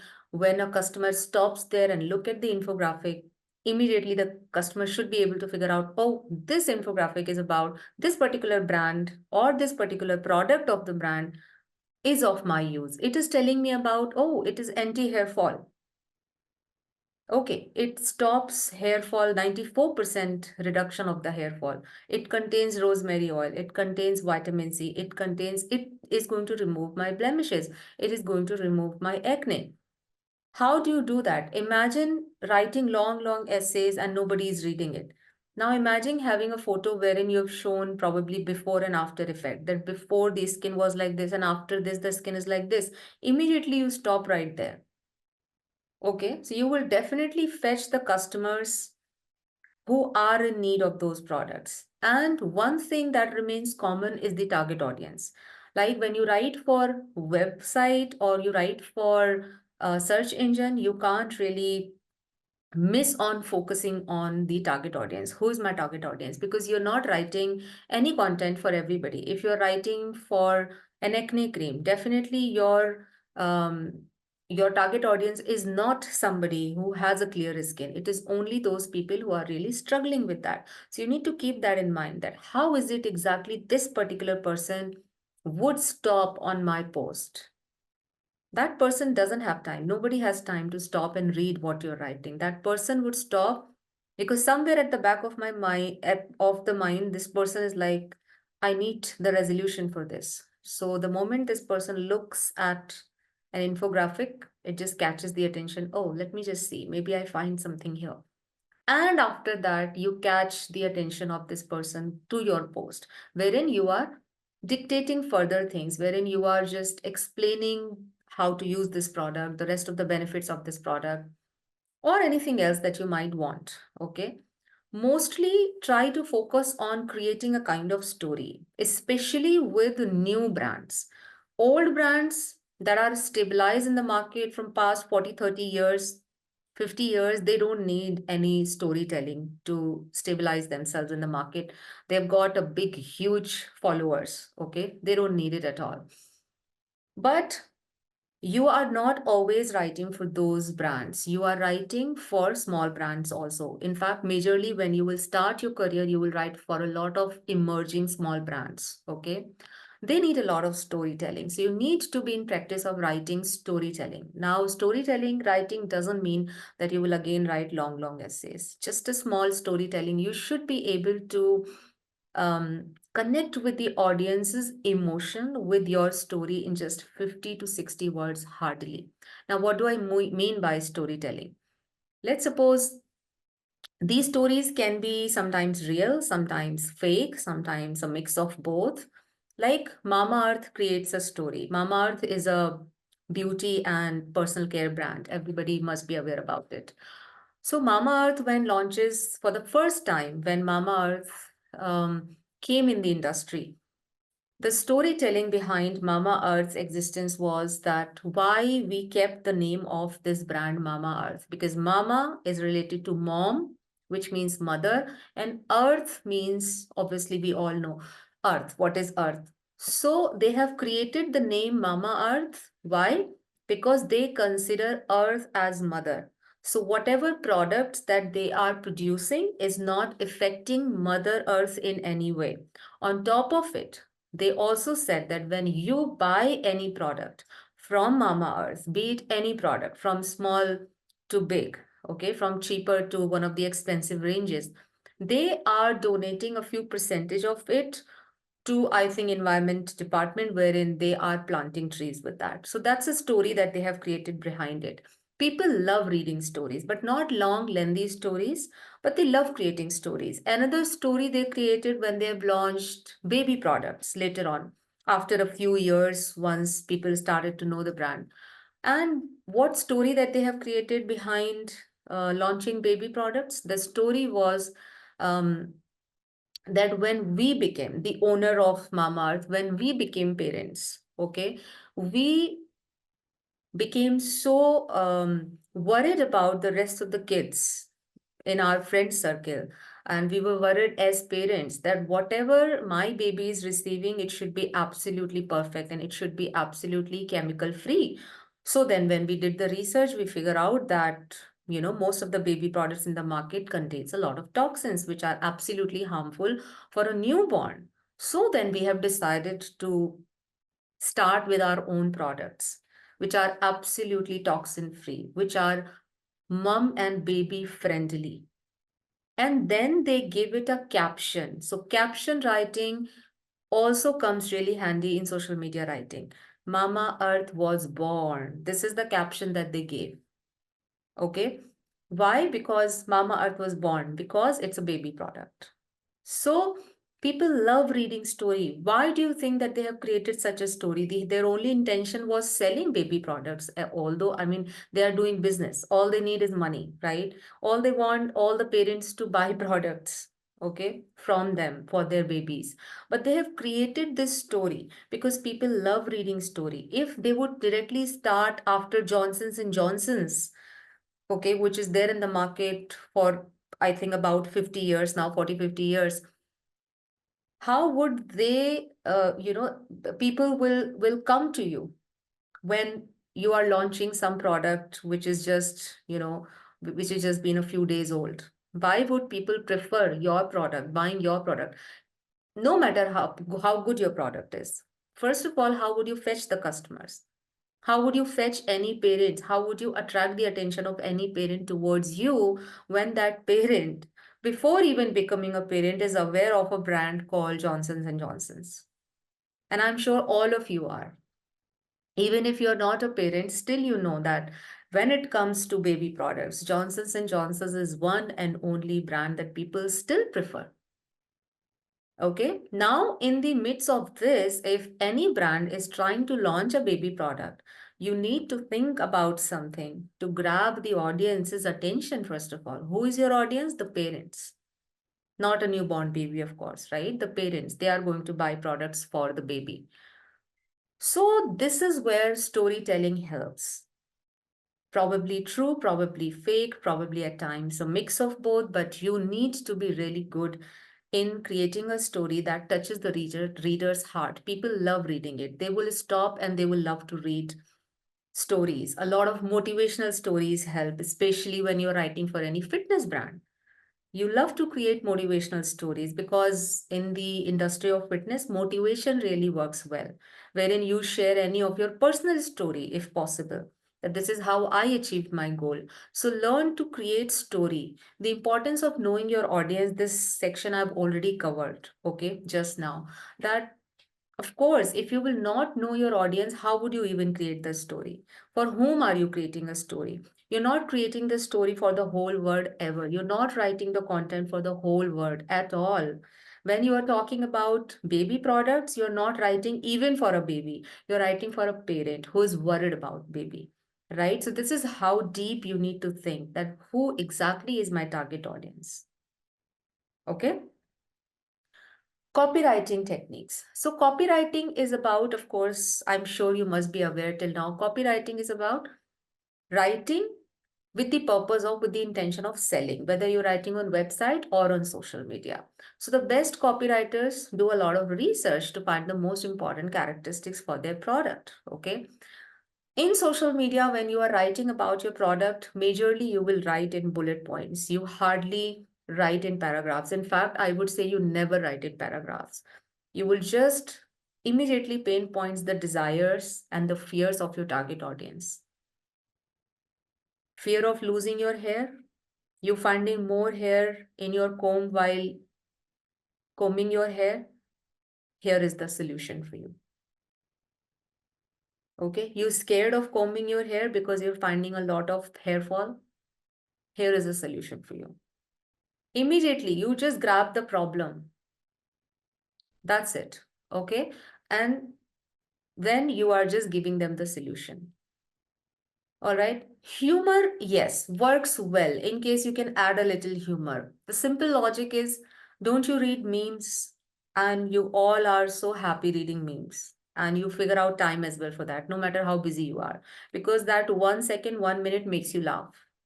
So similarly, if you can create a little humor around any product, if possible, create it. Okay, I would not suggest all of you. This is just a point for those who can create it because humor is a very difficult genre. I understand not all of you can create it, but you can read a few copywriting samples wherein a little humor is being added. Okay, and try to see can you also create it or not. A very best technique, see, one thing, mastering CTAs. Let's talk about this, then I'll tell you one tip. Mastering CTA. How would you master CTA? Call to action. First of all, be very specific about what action do you want your customers to take. Do you want them to click this button and then buy it? You want them to, why are you asking them? First of all, call to action. Hurry up, limited seats. Um, Click here to book your free demo session. So be very specific. What do you want them to do? A lot of time people don't sell something directly. They first of all tempt them towards their demonstration section or towards buying something free of cost from them, first of all, giving them certain discounts to attract them initially. Okay, so just tell them that what action do you really want them to take. And one of the most important thing to create a very strong CTA will always be your effective content. Customer will not even come till CTA because CTA always comes at the end. And this is what I always tell people. This is a very common interview question as well when it comes to copywriting or social media writing. That can you write a strong CTA? Of course, I can write a strong CTA, but customer will come till this CTA because CTA always comes at the end. You don't tell people in the beginning that join us or hurry up, limited period offer, and all of that. That person will be tempted to take that action to buy your product, or that person, you actually create urgency by saying or by writing book now, limited period offer, grab now 20% discount only for next few hours. Okay, reserve your seat. You just create urgency so that the customer is not thinking or giving any other thought and just immediately taking the action of spending money, of buying it. But how would you tempt that customer this far that the customer is not giving it a second thought? Only by your product, only by your content. You have presented your content in such a way that in that small infographic and a few lines in the post, you have given all the solutions to the customer problem, and customer is like, I am in dire need of buying it. You are selling an anti-wrinkle cream. You have presented that content in such a way that you are telling a 30 plus year old woman that you know something, you've not been taking care of your skin. If just a single more day you are missing, your skin will get wrinkle. I mean, not, you don't literally write it, but then this is the kind of impact that you create, that you've not been taking care of your skin, and just a single more day you can't waste, because if you do that, your skin might get wrinkles, and that woman is like, I need it immediately, just now. Yes, I have not been taking care of my skin, now I will do. Okay, this is a kind of impact you create, so that will help you in order to create strong CTA. Otherwise, no matter how much of a discount you give, whatever you do, okay, nobody is going to buy it. Power words are, of course, important, but just see, don't use them regardless, like just like that, just because these are the power words I need to add. What are the power words? Awesome, hilarious, lustrous, shining, gorgeous hair, if you're talking about hair. Okay, flawless skin, radiant skin. All right, but don't use wherever it is not getting fit just because it is a power word. Okay, so just see that I'm writing about this product. What is the power word that I can actually choose to use here? Okay, visuals of writing. This I've already explained. Visual means, of course, infographic. Create that impactful visual, and most of the things try to mention in that visual only. Okay, you're writing for a cafe opening. Mention cafe's address, timings, the date of the opening. Okay, most of the thing only in the infographic. People will not come and read what you've written in the post. Not at all. So your visual is the first thing to attract the customer when it comes to social media writing. 85% of your job. Okay. Apart from this, a tip that I can give you when it comes to writing social media, and if you want to really master it, it's a very simple trick. Please create your own account other than personal account. Create a simple different account. This tip I give to a lot of my students. Okay, create a social media account for yourself. Create it like a business account. Start to follow one of the top copywriters first in your country, wherever you are trying to get the job, because you are writing for the products of this country, which are absolutely different from the other countries, of course. Okay, the audience is absolutely different, and audience matters the most. So start to follow one of the top copywriters, okay, in the country. Start to follow them, start to see how are they posting, what are the tips that they are sharing, because they are the people, they're always attached to the market on everyday basis. They figure out something or the other to share with the audience. Okay, apart from that, from every industry, what I mean by this, from beauty and personal care, from fitness, from gadgets, electronics, sports items, groceries, anything that you use in your house in day-to-day basis. Okay, pick up a few brands and follow their social media pages. Follow the social media page of Amazon, Myntra, Flipkart, okay, Nika. Follow a page for Samsung, Apple. So follow a few mediocre range brands and follow a few hi-fi brands, Armani, Versace, Gucci. Follow them and see the difference, that how exactly a big shot brand talk about the products when they are on social media. How exactly do they write?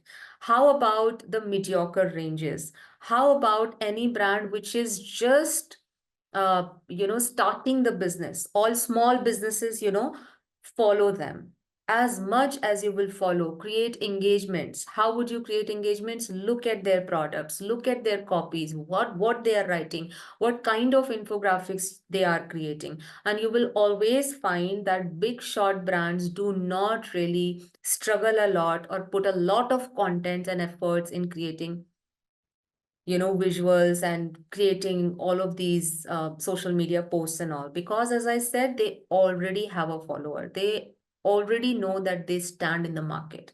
Apple doesn't have to really um, do a lot of marketing for the products, for mobile phones, for anything for that matter, because people just buy them anyways.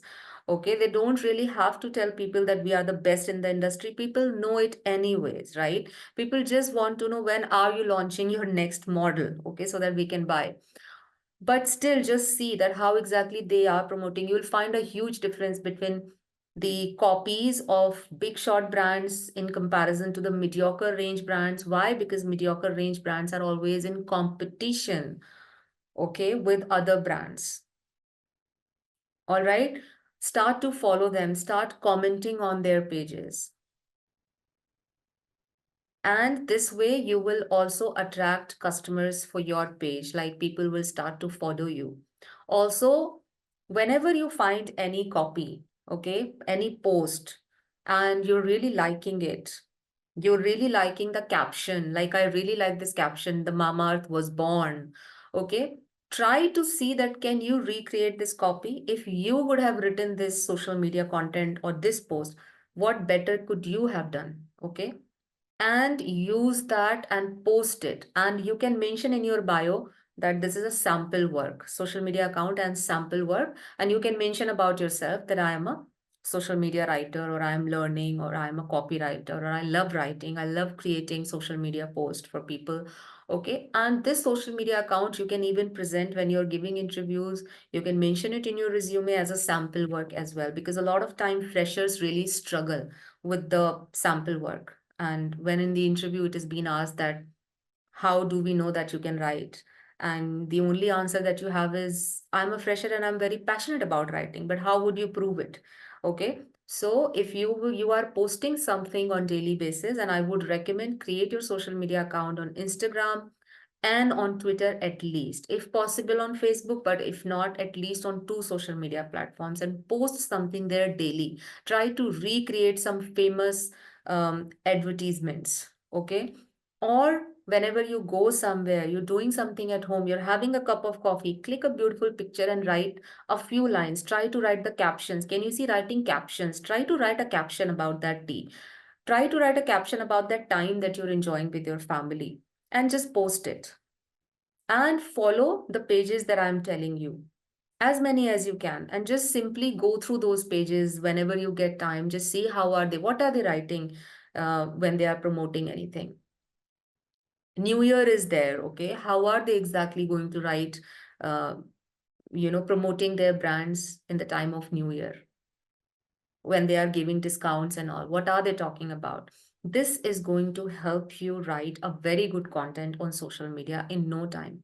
Different social media platforms, we all know Facebook, Instagram, Twitter. Apart from that, LinkedIn is also there. LinkedIn is a strictly professional social media account wherein all the working professionals are there. You can write your post on LinkedIn as well. I highly recommend that also. But be very mindful of what you're writing on LinkedIn. Facebook, Instagram, and Twitter, people generally use to promote their products. And all of these social media platforms are all about writing, um, saying a lot of things in a few words. I always say, if you learn how to do that, you're good to go. Okay, so Facebook, Twitter, and when you're writing on Twitter, you have very less characters. Okay, in comparison to, you still get a lot of character limits in Facebook and Instagram. Having said that, I'm still telling you, it doesn't mean that you will use all those character limits.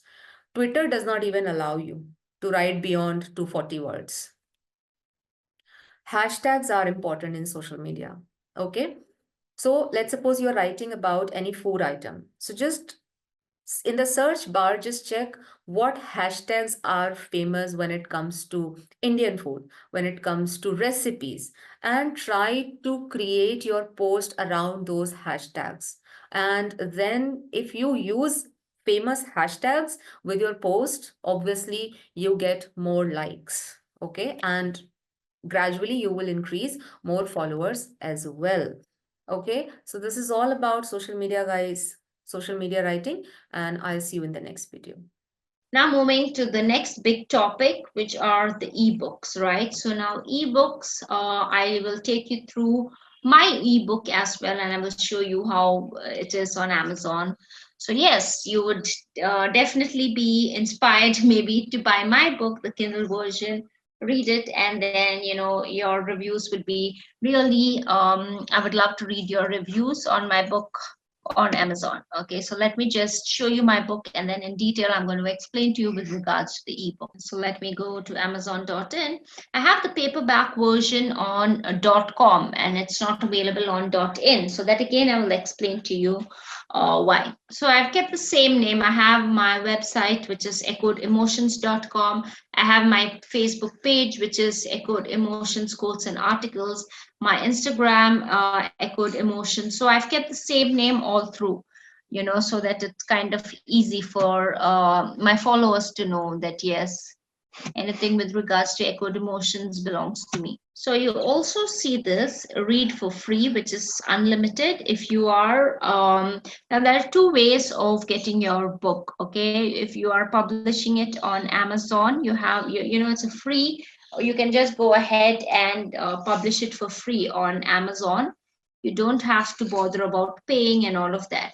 But you have two options. Now when you're publishing your book, you can publish it on Amazon, unlimited, or you can just go with that is, if you select the KDP option, that is KDP select, then it is free for the Amazon subscribers, the ones who have subscribed to Kindle subscribers, right?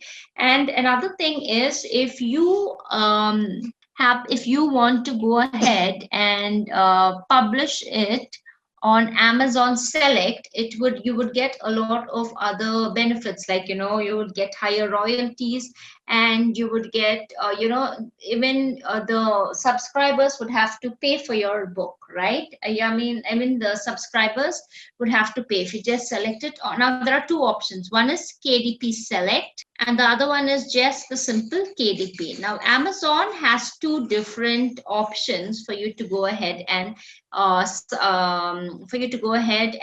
publish your book for free. If you want to self-publish your book, it incurs a lot of costs otherwise, right? So, but this ebook platform, I mean, Amazon has this great platform, wherein you can publish your book for free. But like I told you, there are two different platforms.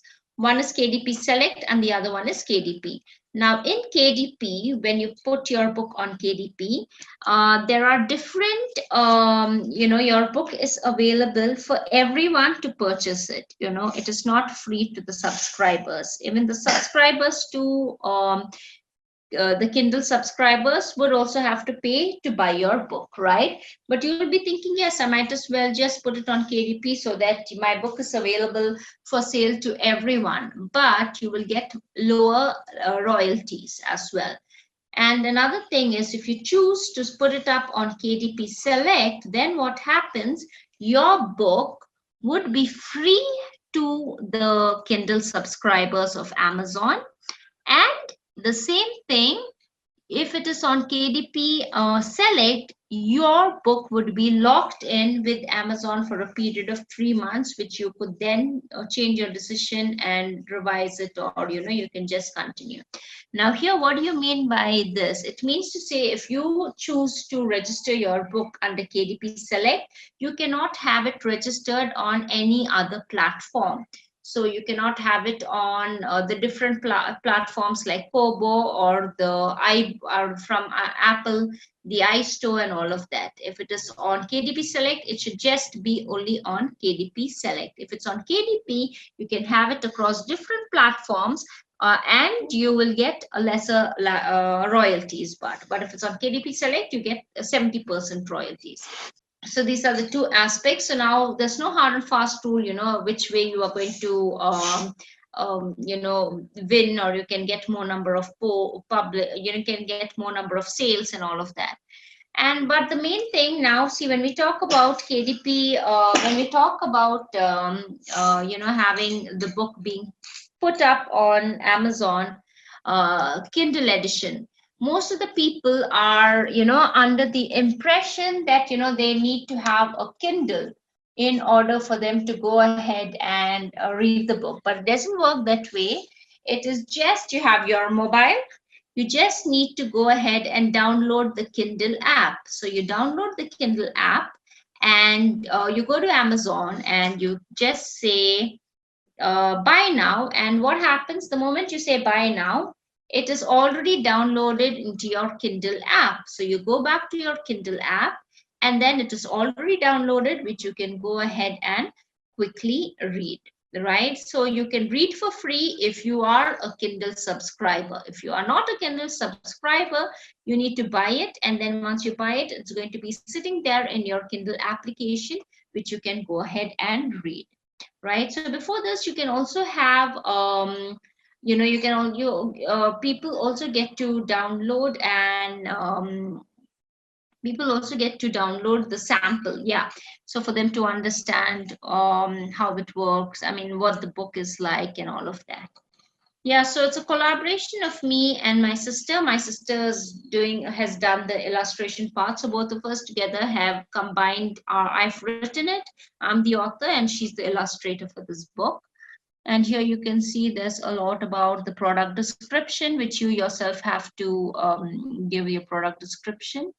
And yeah, and another important point is, when you are going into, the paperback, yeah, you need to make sure, yeah, when it comes to the paperback version, you can, on Amazon.in, you cannot have the paperback version because the printing happens here only print on demand, right? So if you are looking for a hard copy, then you cannot have it in India. Your hard copy, your book, as in the real paperback book, would be available in other parts of, you can say like .com and .uk and all of that. Then if you have followers there, if you have people who could actually buy your book there, then it makes sense for you to also have the paperback version. Otherwise, in India, you can just have the Kindle edition. So which is why if I show you here, this is on .in, it only has the Kindle edition. Now, if I go to Amazon.com, there I can show you the paperback version. So yeah, unfortunately, they do not have the paperback, and the printing thingy that happens here in India. So that's like but yeah, you can have your paper, you can have your Kindle version. And the main thing about the Kindle version is you need to kind of create awareness among your the followers or your people who are, your friends and stuff, to go ahead and buy and go ahead and buy the download the Kindle app. So once they download the Kindle app, it's only then they can go ahead, buy the book, and it would already be sitting there. Because I'll tell you, when I've had funny experiences when I got told people about my ebook and stuff. So they were like, yes, I bought the book. Now I'm just waiting for the delivery. Okay, Amazon's mine. There's so much of charity that's there.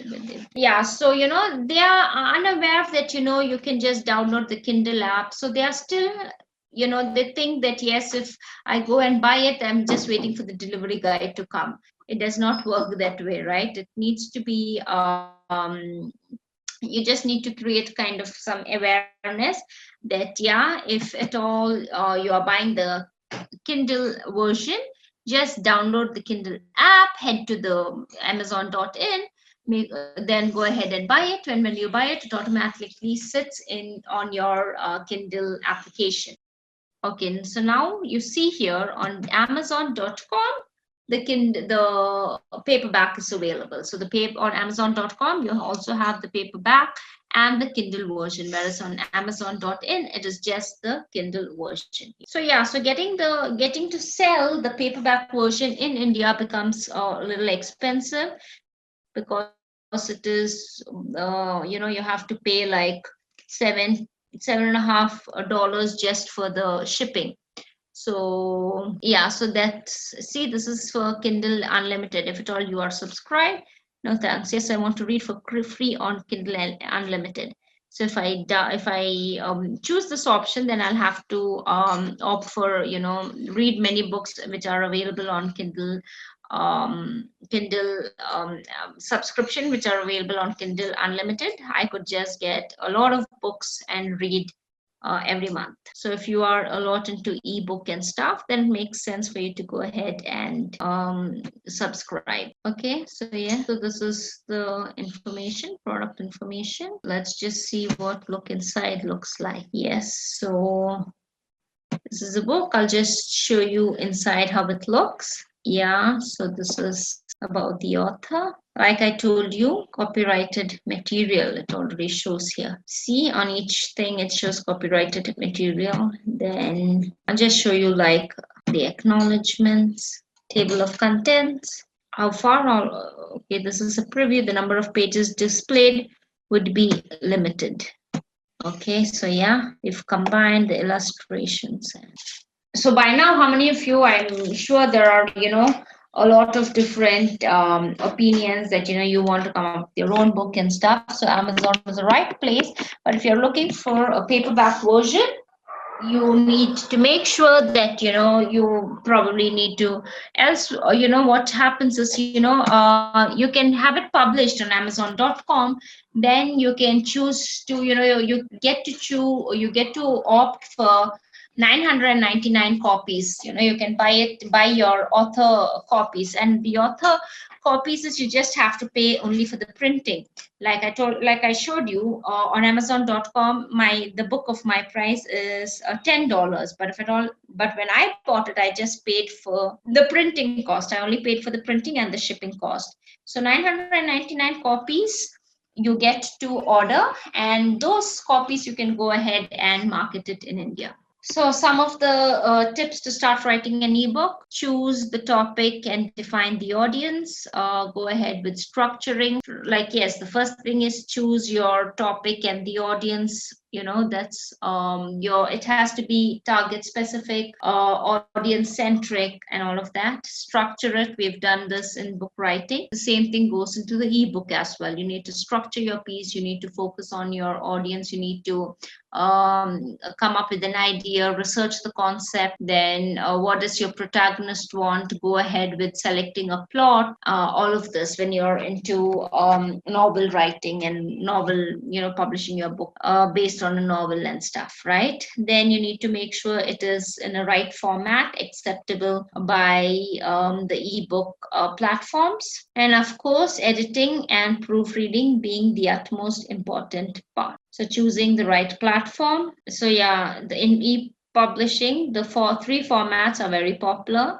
which is for Mobi, .epub, and iBooks. Then you have different layouts: fixed layout. In fixed layout, you have to fix the position of images or infographics independent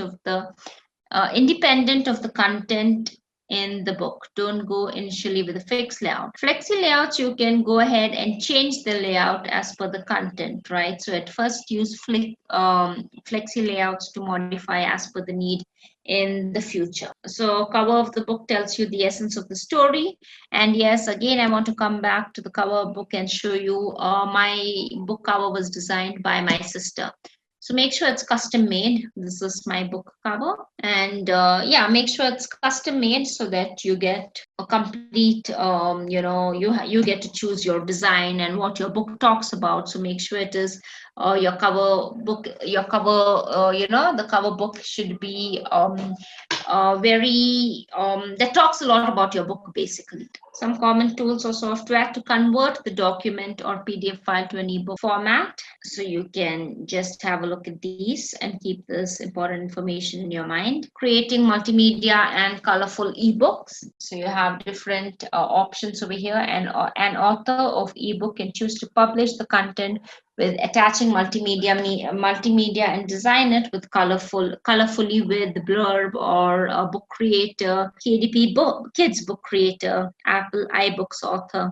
So you have these different formats and stuff, so you can go ahead and choose. Then I told you this distributor, if you happen to put up your book on KDP Select, you cannot have it published on any one of the platforms. Yeah, so now moving on to magazine and a newsletter. So what's a magazine and a newsletter firstly? So newsletter is basically which is very specific to an organization, whereas a magazine is specific to an industry, right? So a newsletter will not have advertisements and stuff, whereas a magazine will have advertisements and different advertisements and all of that incorporated. The newsletter would be circulated within an organization to the employees, to the stakeholders, to the loyal customers or the clients and all of that. Whereas the magazine, it is for anyone within an industry, right? So whoever has, like, say for example, if I give you an example, a newsletter for one particular car. Okay, so Hyundai newsletter. So this is a newsletter for Hyundai. But when it comes to magazine, it would be the automobile magazine. So then it would have your Honda, then it would have your Kia, then it would have your Rolls Royce, and it would have your Mercedes, and all of these. So all of these different brands that are there within an industry, that would be the magazine part. But newsletter would be just BMW, just which is specific for an organization. So only the BMW newsletters would be circulated only to the BMW staff, the stakeholders, and the loyal customers. Whereas the magazine would be available for sale, for any industry, just for any overall, for any industry that matter, that covers the entire industry. So newsletter, yes, you would have received a lot of newsletters wherein different brands are urging you to go ahead and subscribe to their newsletters. So when you subscribe to their newsletters, it's only then that you start getting periodical newsletters sitting there in your mail. So if it is like every fortnightly is their practice, then they will send you every fortnightly. So you have to have like a strong CTA in your newsletter as well. So recently, I got an email from H&M saying, subscribe to our newsletter right now to get a 25% flat discount on our shopping, on our online shopping website. I was like, wow, cool, why not? I just have to hit subscribe, and then email and then go ahead and use. So, uh, they want people to go ahead and subscribe to their newsletter, because they can interact more closely with their potential customers. They can inform them about the new lines that they are introducing, about the new products, about the new um, about the new designs, about the new collections, and all of that, right? So which is why, and when they inform their potential customers of this timely, they keep reminding their customers that yes, we are there, we exist, we love to, we'd love if you could get back and have a wonderful shopping experience with us all over again, and all of that. So this is the main intention of sending out newsletters. So it is a periodical publication featuring the content of particular organization or institution. These days, online newsletters are popular, often published by brands, institutions to feature their ideas and related information. For a magazine is a periodical that publishes articles, op-eds, information on particular subject, targeting specific audience. It is different from newsletter as it does not limit its content to particular organization or institution. It in fact covers an entire industry. So some of the softwares to make newsletters, you have your InDesign, then you have Quark Express, Lucid Press, Microsoft Publisher, Microsoft Word. So all of these are good softwares to make your newsletter. Apart from this, you also have what do you say? The templates that are available on Google Docs. So you can use any one of the ready templates and just replace the content with your content. And then, yes, you are good to go. So points to remember: always research for larger content and for longer periods. So your blog should sound like a story. Make sure it does not sound too boring. Your blog should sound like a story. Then the style should not change. It should be consistent, because you are representing your brand, so make sure the consistency is maintained, and create your expectations diligently. There should be consistency in creating a book. Your pages should be homogenetically divided. Word limit is very important in an ebook. Okay, so we've covered ebook, we have moved on to magazine, and going back to the ebook. All right. Right, so sample of newsletter making. You can use Microsoft Publisher, you can use any one of the templates, Lucid Press. They also have great templates to make magazines. You can also have your magazine that is on adventure or travel, or food. You can create your own magazines. You also have newsletters here. posters. So this is on Lucid Press. You can go ahead and like also on Canva, you can definitely like we went through Canva on the module 2. So even on Canva, you can go ahead and create magazines. You can go ahead and create newsletters. You can add page after page and all that. So tips to newsletter and magazine writing. Do not sound promotional. Of course, now if you sound too promotional, like yes, like a sales ad, why would people want to go ahead and subscribe, right? You need to have a CTA button of like, I said, I give an example of H&M. If you subscribe to our newsletter, you get a flat 25% discount. But don't over push it and don't go overboard trying to, force people on something. People do not really like when they are forced into something. So be informative, give opinions and ideas, give information about the organization and the institution, make people feel engaged. Do not forget to proofread. The main objective is for them to feel engaged with the organization, right? So that's the ultimate reason of getting people to subscribe to the newsletter. It's not like keep informing them about like a sales pitch. You make sure you do not sound like a sales pitch.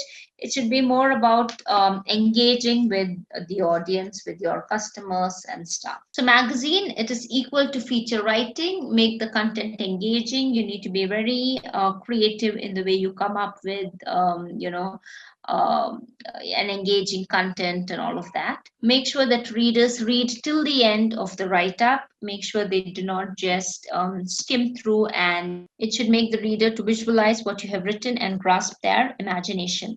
So while writing anything creative, the first thing to keep in mind is you need to paint a picture in the mind of your audience. So that's the thing. You have that in mind, then you can go ahead with your creativity. You can go ahead with in the way you are trying to attract customers, or you're trying to get people to read through your blog or anything, right? So you need to have a emotional connect. So call to action by special newsletters. So yeah, like you said, make a free giveaway prominent in your design. Go minimal in the sense, don't have like overload of information. Make sure you just stick to the main important points to be highlighted. Don't sound very promotional. Don't go ahead and overdo things. Don't play around too much with colors. Keep it sober and simple. That is the best way out. Design your page in a way that gives prominence to your form. Right, so boost your design with images. You definitely want to include, maybe we can just pull up a quick example of what newsletter would look like. Let's just say we go to the H&M newsletter. Okay, so then we'll get a fair. And yeah, the same thing if you are, let's just look. So yeah, like I said, when you want to write anything, get down to, looking at references in the same field. Now, if you want to prepare a newsletter for an automobile company, so make sure you look at newsletters from an automobile company. So you see the way the newsletters are, not too much of information, a lot of white space. If you see on all of these, a lot of white space, and this is very sober and very beautifully put up together, right? So this is a great example. So here, if you see, there's table of contents as well about H&M. This is by a portfolio, someone's portfolio history, right? So which is great. And if you look up this again, probably, yeah, this is from Pinterest. So even on Pinterest, you can prepare your portfolios. H&M campaign is on Twitter. Just look at this. This all of the new collections, something. So you see, most of it has a lot of white space. It's not boring. It's classy. It's very peppy. If you have too many colors included, no, it kind of doesn't go out very sophisticatedly. So now let's just look at a newsletter for an automobile. Or let's just look at a Nika newsletter. It looks very fresh. everything placed well, good color coding, right? So you look at some of these examples and you should definitely go ahead and prepare a newsletter. But make sure when you are having your newsletter, you also come up with a great CTA, like a two-line as in why I need to subscribe to your newsletter. So that's pretty much a good example. Now let's look at another one, which is BMW newsletter, right? So you see, most of it, be it for any industry that we've picked from, everything has a lot of white spacing. So this is just to get a complete idea. Yes, so blend sharp copy with flawless design for the user options. Make your form leap off the page. So basically, for more details, visit the link. You can go ahead. Let's just pick up this link once. This is for preparing your newsletter over Canva. Even when you go directly to Canva, you have a number of options and templates that you need to go ahead. You can either prepare a poster, a flyer, or you can just say newsletter, magazine. You have various number of 10 highly effective trends in newsletter. The main thing is make a free giveaway prominent in your design. It's only then that they need to go ahead and they would go ahead and subscribe free. The moment you read something free, people are really fascinated. Get 15% off. So everywhere you see, there's something there for you. Terms will help a person in need. Go minimal, right? So you can go ahead and create one newsletter. So the main thing is keep it simple, effective, giveaway, have some giveaways to your audience who would go ahead and subscribe, and make sure you have a great recall value. They need to remember you, so make sure you do not sound too promotional. Just use it as a way to kind of interact and engage with the audience. Hi guys, welcome all of you. Now we will learn about press release. So we will understand first of all, what is a press release? What kind of a document press release is? Why do you write it? So it's a formal document first of all, okay? It's a document containing information about the event that is related to a particular organization, institution. It can be a government organization, any private company, any corporate organization. It is released to media officially to spread any particular news to all the public, to everybody. So if any organization, any government organization or any corporate entity or any other big brand or small brand as well for that matter, if they want to make something official, they write a document to release it to media. That's a press release. Okay. How exactly do you write it? It's a very small document. Again, we don't make it very lengthy. You don't write big lengthy essays in this also. Okay. What are the things you mention exactly to the point? First of all, you inform about the event, highlights of the company, contribution of the company, how exactly, what's the origin of this company, what is the business of this company, if this company has won any award, or what has been the contribution of this company so far. Okay. Beneficiaries of the company if required. Okay. Target. Mention the different groups of people or sectors targeted through the event. If there is any event, then because the purpose of press release can be any, it's not always the event. Okay. It's not always the event. But if you are covering any event in this document, in this press release, then you would talk about who all has attended this event. Okay. What was the target? What was the purpose of this event that has been organized? Storytelling. Curate a small story about the company that enables an association to the target. This is a very simple format to follow for any press release. First, you write the date and the location. Okay. The title. So, Mr. XYZ is announced as the CEO of this bank. Title. Okay. It should detail the major event or the information that needs to be passed to the target audience. Only with the title, it should be clear what this press release is about. Then in the next paragraph, we follow it with 5 W's and 1 H. That is, what was this event all about? Or what this press release is all about? Who is the one? Okay. So if any person has been announced as the CEO or at any other designation, okay, or if it was an event, then who actually organized it? When was it organized? Where was it organized? How it went? Why was it organized? Okay. Elaborate the event after that. So first paragraph in a very simple language, straightforward, I would say.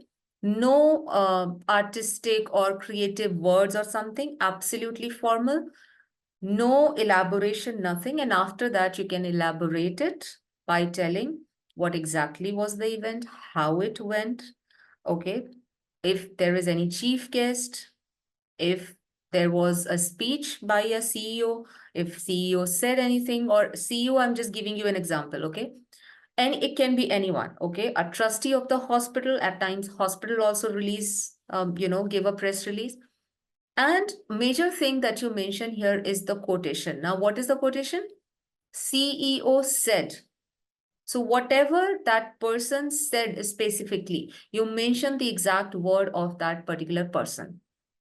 Okay, so you mention all of this in the second paragraph and then about the company. So generally when you write any content, guys, what happens that you write about the company in the first paragraph. You begin from that. Okay, that this is the company, this is the origin of the company. But when it comes to press release, you talk about the company at the end and you write about the organization, whatever is the name of the organization, about Reliance. Okay. And then you talk about it. This was founded in this year. This is the CEO of the company. This has been the total turnover of this company, or another major achievements of the company, which is worth mentioning, which people should know. You talk about that and that's it. That's all in the press release. Okay, now let's have a look at the purposes of press release, that what all can be the reasons of a press release. So any major events, your company is hosting any events, what is the reason for that particular event? In any case, sharing details about the event with news outlets and similar resource can inform the public about what the event was for, who has got benefited with this event, who all has attended the event, where did it take place, was there any chief guest or not? This is what you mention when you talk about events. Any brand is launching any new product. Okay. Hospital is launching any new machinery which was not there before to help the patients. Then a press release can be written. Companies rebranding happens. Okay. Like rebranding of Reliance also happens when two brothers got separated. Okay. A lot of their examples are there. Companies always rebrand themselves. The logo gets created. Okay. Changed many times. MasterCard has changed logo 2 times, I guess. Okay. So companies rebranding happens when they merge together. Okay. Companies mergers happen, business mergers. Okay. Or partnership happens. Any award that's worth mentioning. Okay. If any company has won any award in a particular field, maybe the best entrepreneur or the best business of the year or the best company of the year in any sector, you mention that. Why? How is it going to help? It is going to help in a way that customer will create that trust on this company. Okay, this company is now well known. Okay, like I'm not sure if you're aware about Oziva. Oziva is has got recently associated with Unilever, which is a very big deal. Okay. And Oziva is just it's not a very old brand in the market. Okay. So then they release this in the press to tell people, because that is how people have started to gain their trust in this new organization. Okay. Product or the service update. At times, press releases are also just to update people about what all services do you provide, what all products do you have, so that people know you. Okay, business mergers, I've already explained, acquisitions, new partnerships. These are all the reasons because of which the press release can be written. Senior leadership news, as I said, okay, any leadership changes happen. The CEO of the Tech Mahindra got changed, or CEO of any company can be changed. Okay, CEO or any other leadership position. Grand openings happen. Okay. Any particular brand which was not there in this particular city, and now it's a grand opening in a city where it never existed before. Grand openings. That's a press release. Now, some major tips. Obviously, it's a news. I mean, you're not going to just write a press release for every other thing. It should be a worth news. Okay. Headline, of course, is the most important thing ever for any content, not only press release. Open with a strong first paragraph. Okay. Don't beat around the bush. As I said, just write straightforward. What, where, who, why, how.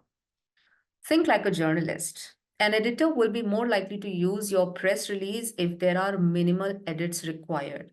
Concise statements and an interesting article will have more of a chance at being published. Revisit the who, that, why, and where and ensure that it is clear in the first paragraph only, as I said. Okay? Keep it short. Not very lengthy press releases are not entertained, anyways. Include research and data. If possible, it depends completely on the reason of the press release. If there is any press release which is there for anything wherein you can mention a particular data about the company, mention that. Okay. Make sure to use quotes. This is what I've mentioned. Quotes simply means if there was any person who said something, like a new CEO has been announced, and then he said something after this announcement, you mention. So, new CEO of the company said this, that I'm really honored by getting this position, or whatever exact words are to be mentioned. Okay. So, quotations works really well in press release. It's not about working well, that's how the press release is written actually. Practice proper spelling and grammar. This goes for any content. So nothing to mention. You can't be wrong about grammatical errors. Okay. At all, there is no scope. Leave room for additional information. Let readers know where to find you online and how to get involved with your company, either as a customer or a supporter, by sticking to a one-page format. You should have enough space at the end for this supporting information. You may want to reuse this information and also called a boiled thread or every press release that you send to make sure it is well written, concise, and it provides a clear understanding of your company. Do not forget your contact information. You should also mention if media has to ask you anything else in regards to this event or this press release, whom to contact, where to contact. Do you want to be contacted via email? Then mention email. Do you want to be contacted via phone number? Whatever it is, with the name, of course, mention the contact details. And there are three hashtag signs that are usually used towards the end when the press release is over. These hashtag signs are just the symbols that now the press release is over. There is nothing to turn over. Okay. This is one of the examples, just a sample. So for immediate press release, contact, as I said, contact details. Blue Pool International announces new inflatable pool offerings just in time for summer. There is another sample which is from Fusion Company. Okay, and I'm just elaborating a little bit so that you can see it clearly. This is for Fusion appoints Sudarshan Chandra AS, Sudarshan Chandra as Chief Business Officer to run global customer operations. So this is the big leadership reason. The reason of this press release is the change in the big leadership. So Sudarshan Chandra as Chief Business Officer to run global. I'm really not sure why as is written as capitals. This is wrong. This is what you need to avoid. So in this sample as well, this is absolutely wrong. As Chief Business Officer. Okay. Dublin, Ireland, January 8, 2015. So this is the place and the location. All right. And then the rest of the things follows. Towards the end, you can see that it is three hashtags, which means it is now over.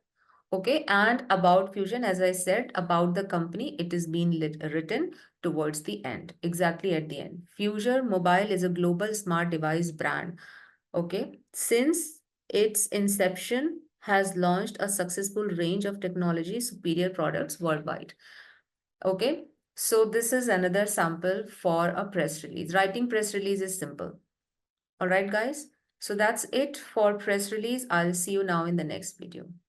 Yeah, now you also have some book review samples. Now, before going to book review samples, let us just discuss what a book review is all about. Now, the best thing about book reviews is there are n number of Instagram accounts wherein people do a lot of reading. So after a lot of reading, they just like to snap a book that they've read, post it on their Instagram handle, and are given their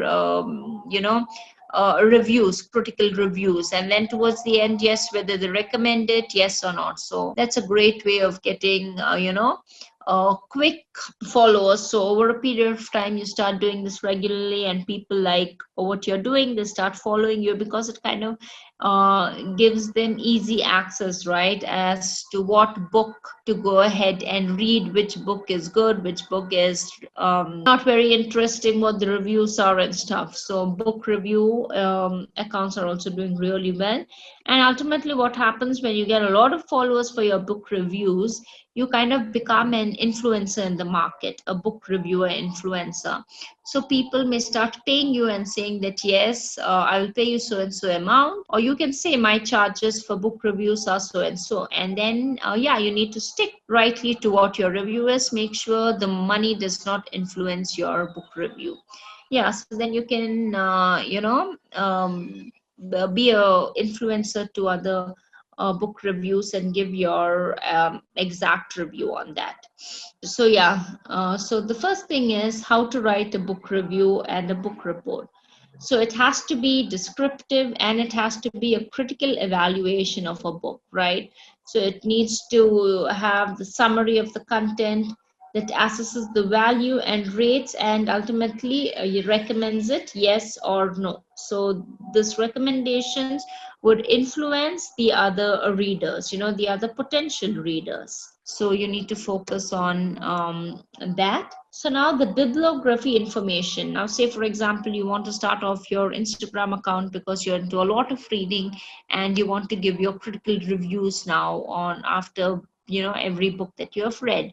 So you need to give it in a systematic and a proper format. So the first thing is you need to choose a style guide. So especially for book reviews, it would be the APA, MLA, or the Chicago Style Guide. Like I said, these style guides are available on Google Docs and easily available on Google as well. So go to Google Docs, you say new template, and you can use any one of these templates, APA, MLA, or Chicago, right? So the first thing is you give the author's name, like you put the book and then you give the author's name, then the full title of the book, and if there is a subtitle also, just make sure that you mention the subtitle of the book. Then you mention the publisher and the date of publication. Then you mention the edition. Then you go on with the number of pages. Then you go on, extend to the intended audience, basically who the specific audience are. Then the subject and the thesis statement and the author's point of view. Then you would just summarize the content, follow the author's order. Make sure you follow the author's order when you are summarizing the content. Make sure that the event 1 is event 1 and the event 5 is event 5. Make sure your event 5 does not become event 3 and your event 2 does not become event 7, right? It has to be in the same order when you are summarizing the content, same order of the author. Then give your critical comments. So now the critical comments would be like, as the follows.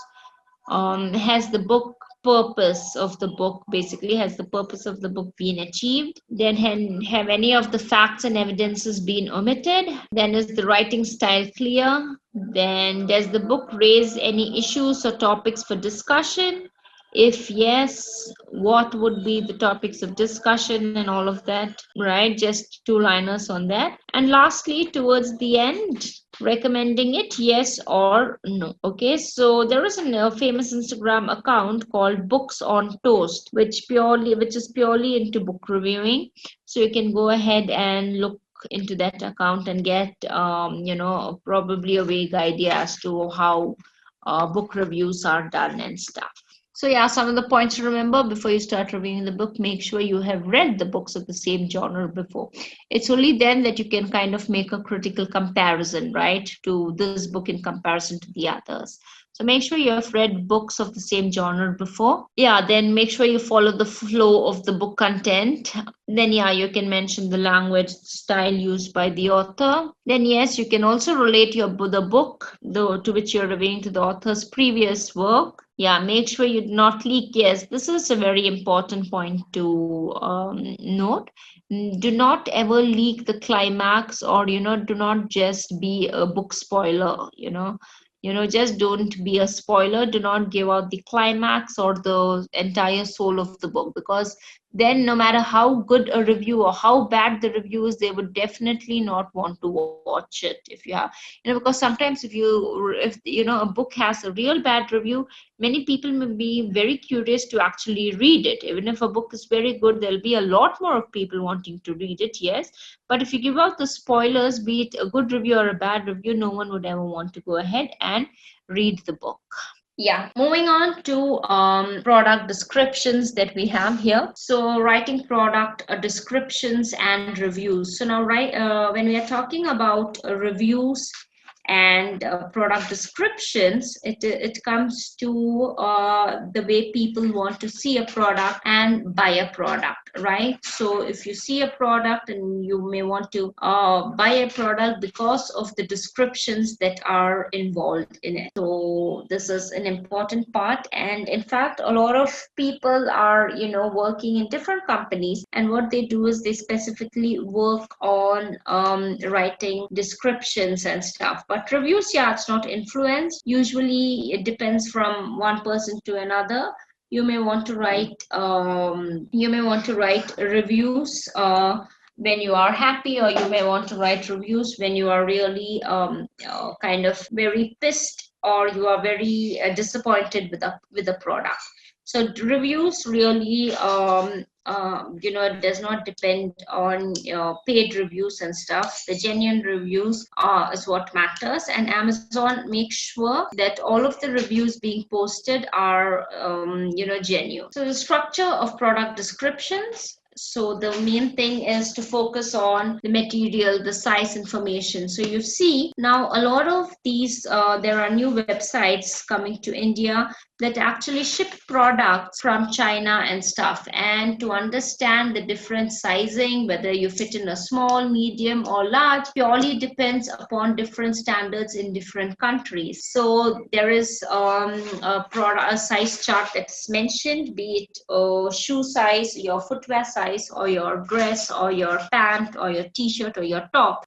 For each and everything, they have to include the size information. It's like a size chart. So maybe in the European standard, the footwear is 4, and you would have confused it with the UK. The UK 4 is actually 6. So you may think that they're talking about this, and what happens if this information is not sent out clearly, the product is going to lose out on a lot of sales. So which is why having this basic information included is very important. Then another thing is, you might have seen that there are so many products being put up these days, and there's a disclaimer saying that the color of the product may be influenced because of the light, or may be changed, or it may appear to look differently under different lighting, and all of that. But you need to make sure to read the material as well, because a model wearing something in silk, they may put up a picture of that, but actually it is just a print, but not on silk that they are selling you. They are selling you in cotton material, right? So you have bought the product based on the way it looks. Okay, you have not read the information. So if at all you want to go back and return and say that you're not happy with it, there are some websites which do not really entertain the return policies.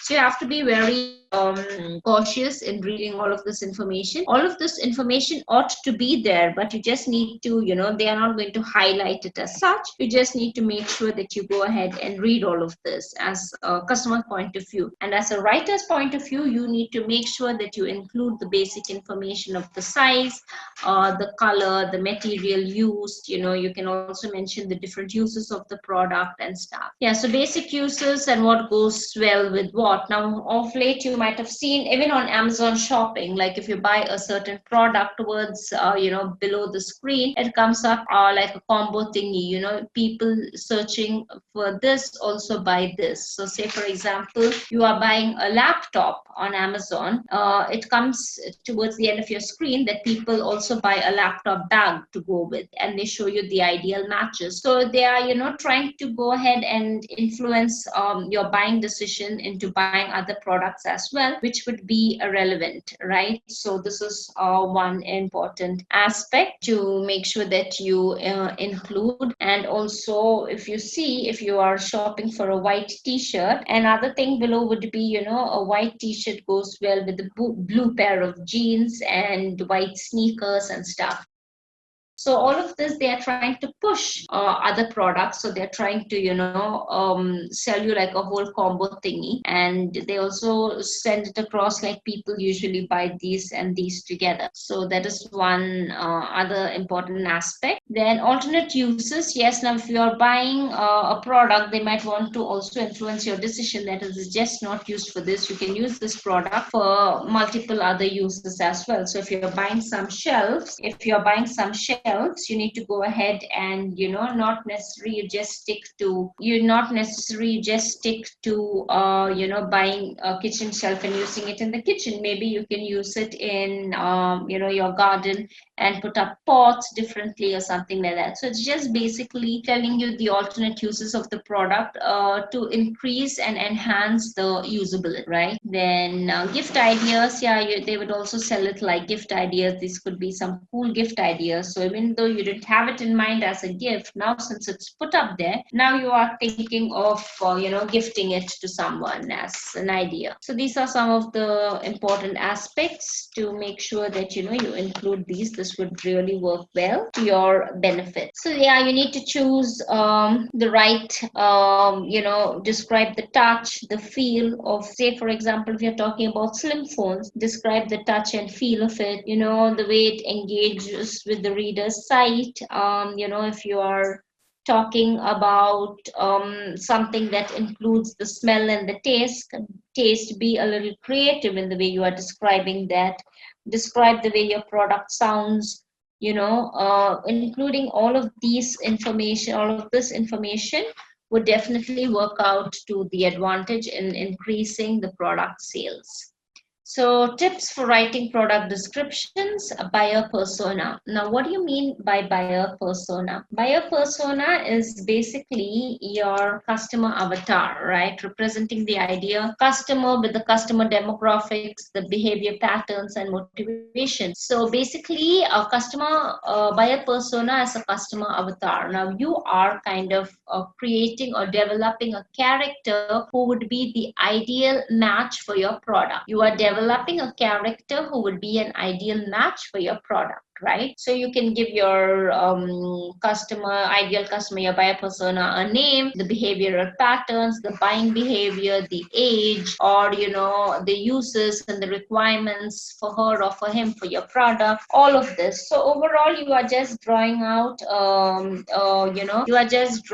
a persona for your buyer persona for your product. So firstly, you can just write your buyer persona for yourself. It would be beneficial for you to come up with great descriptions based on your buyer persona. Then the appearance factor, yes, write about the product appearance and its features, handy or not, mention if the product is easy to use or not. In the sense, you will not point blankly say it's difficult, not buy it. You need to, like, say, if you are talking about a drilling machine, you need to say to not use it unless you have skills to use it, right? So no, it's not everyone's cup of tea to use a drilling machine.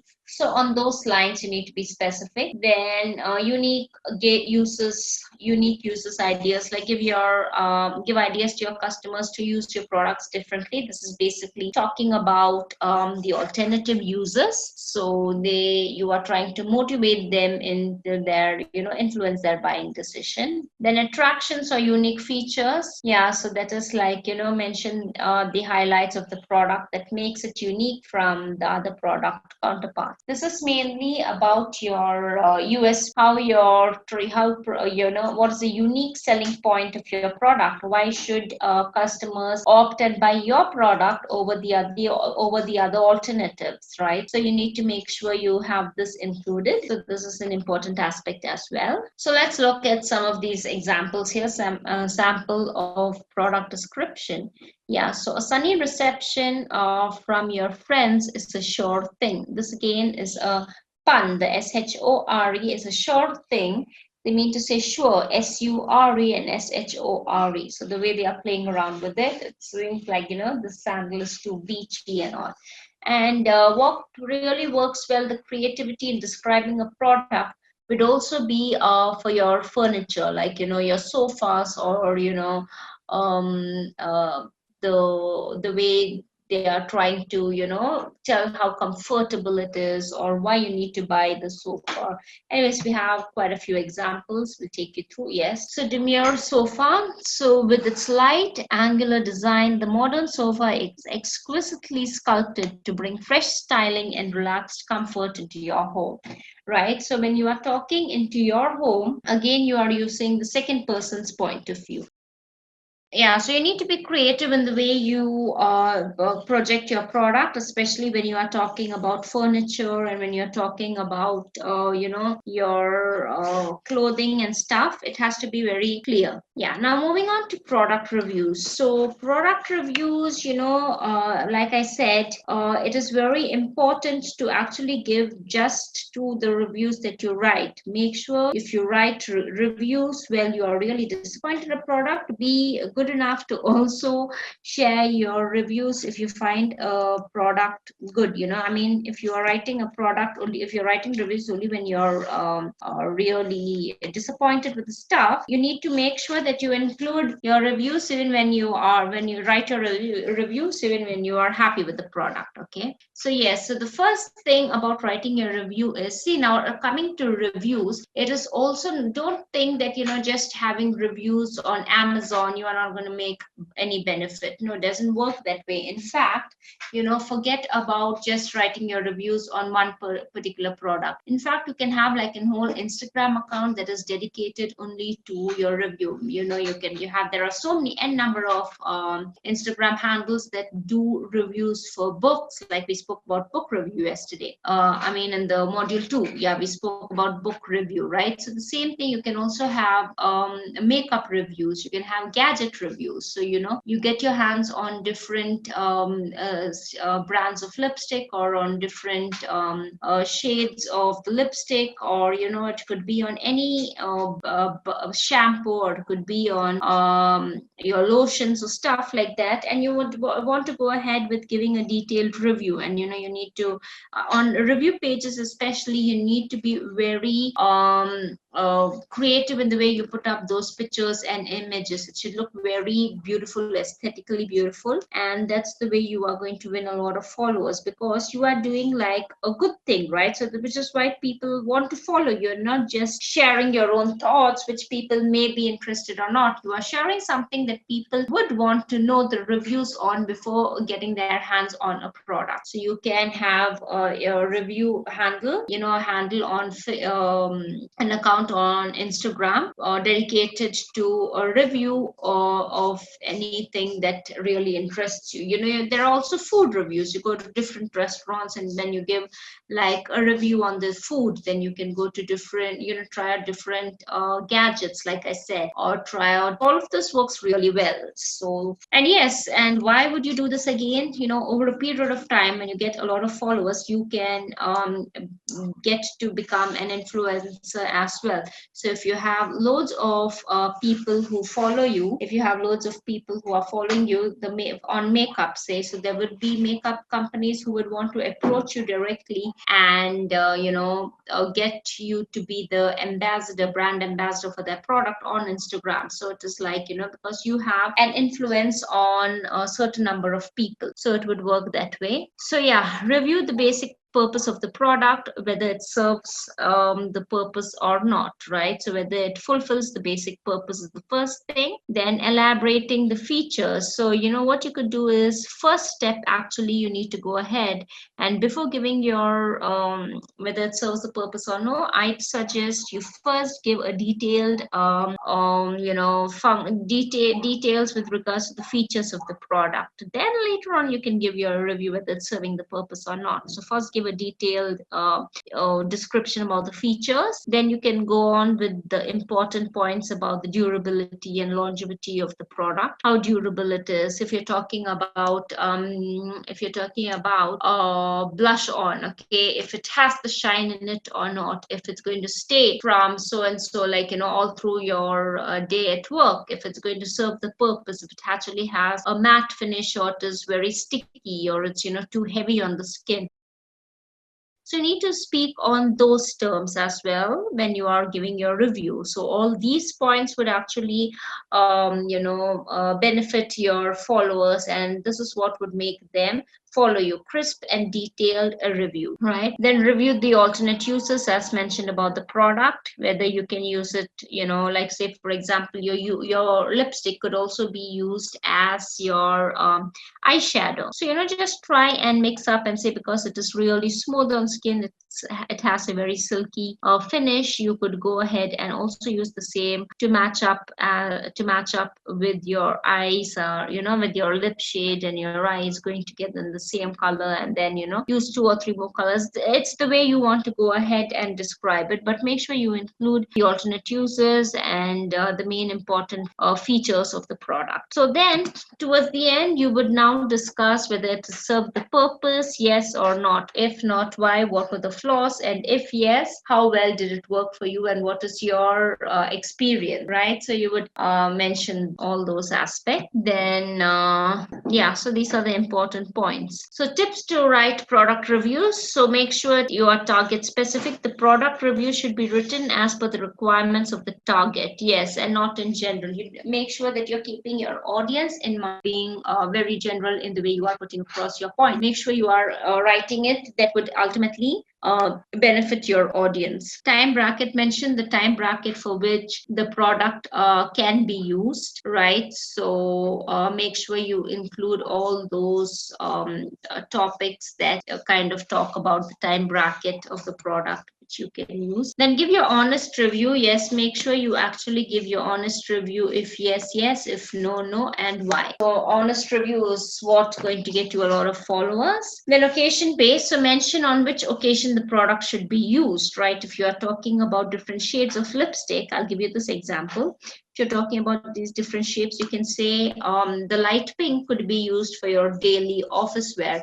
But when you're talking about a bright red, you could use it for parties and functions and, different dinner parties and all of that. So make sure you also mention the occasion on when you can use the product. Then location based, mention the place or location where the product should be used. Like I just gave you an example about the occasion. So for the red lipstick, you use it, for parties and stuff. So same way the location, use your pink shade for daily office. But if you are talking about the red and the bold colors, make sure you use it only at events. Then customer care services, mention about the customer care services as an addition to the product review. You might want to say that, I had a terrible experience buying the product, but their customer services after that was impeccable, and that's what really made me like the product again. Like the product and buy it again. So customer service review is also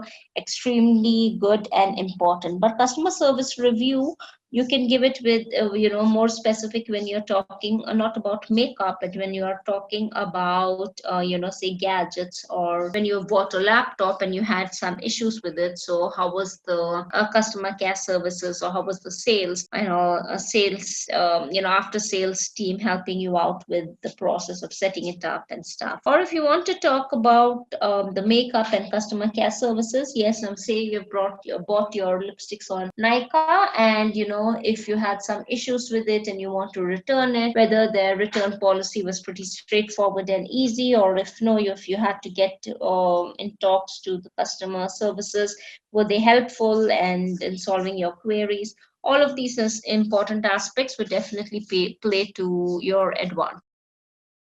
So moving on to resume writing. So resume writing is also a very important part. Now you have everything done, your type of writing. Now it is working on your resume, or in fact, there are people dedicated, take up a lot of freelance jobs by writing resumes. And in fact, they make a lot of money as well. They get down to writing resumes. In fact, it's a full-time job also available at different agencies, immigration companies, and all of that. So writing resumes is also a very important skill, but make sure before going ahead and writing a resume for someone else, make sure you build yours very creatively first. Your resume, if you want to get down to writing resumes for others, make sure your resume is very effective in the first place, because if you have a very bad put up resume, no one would want to get their resume written by you,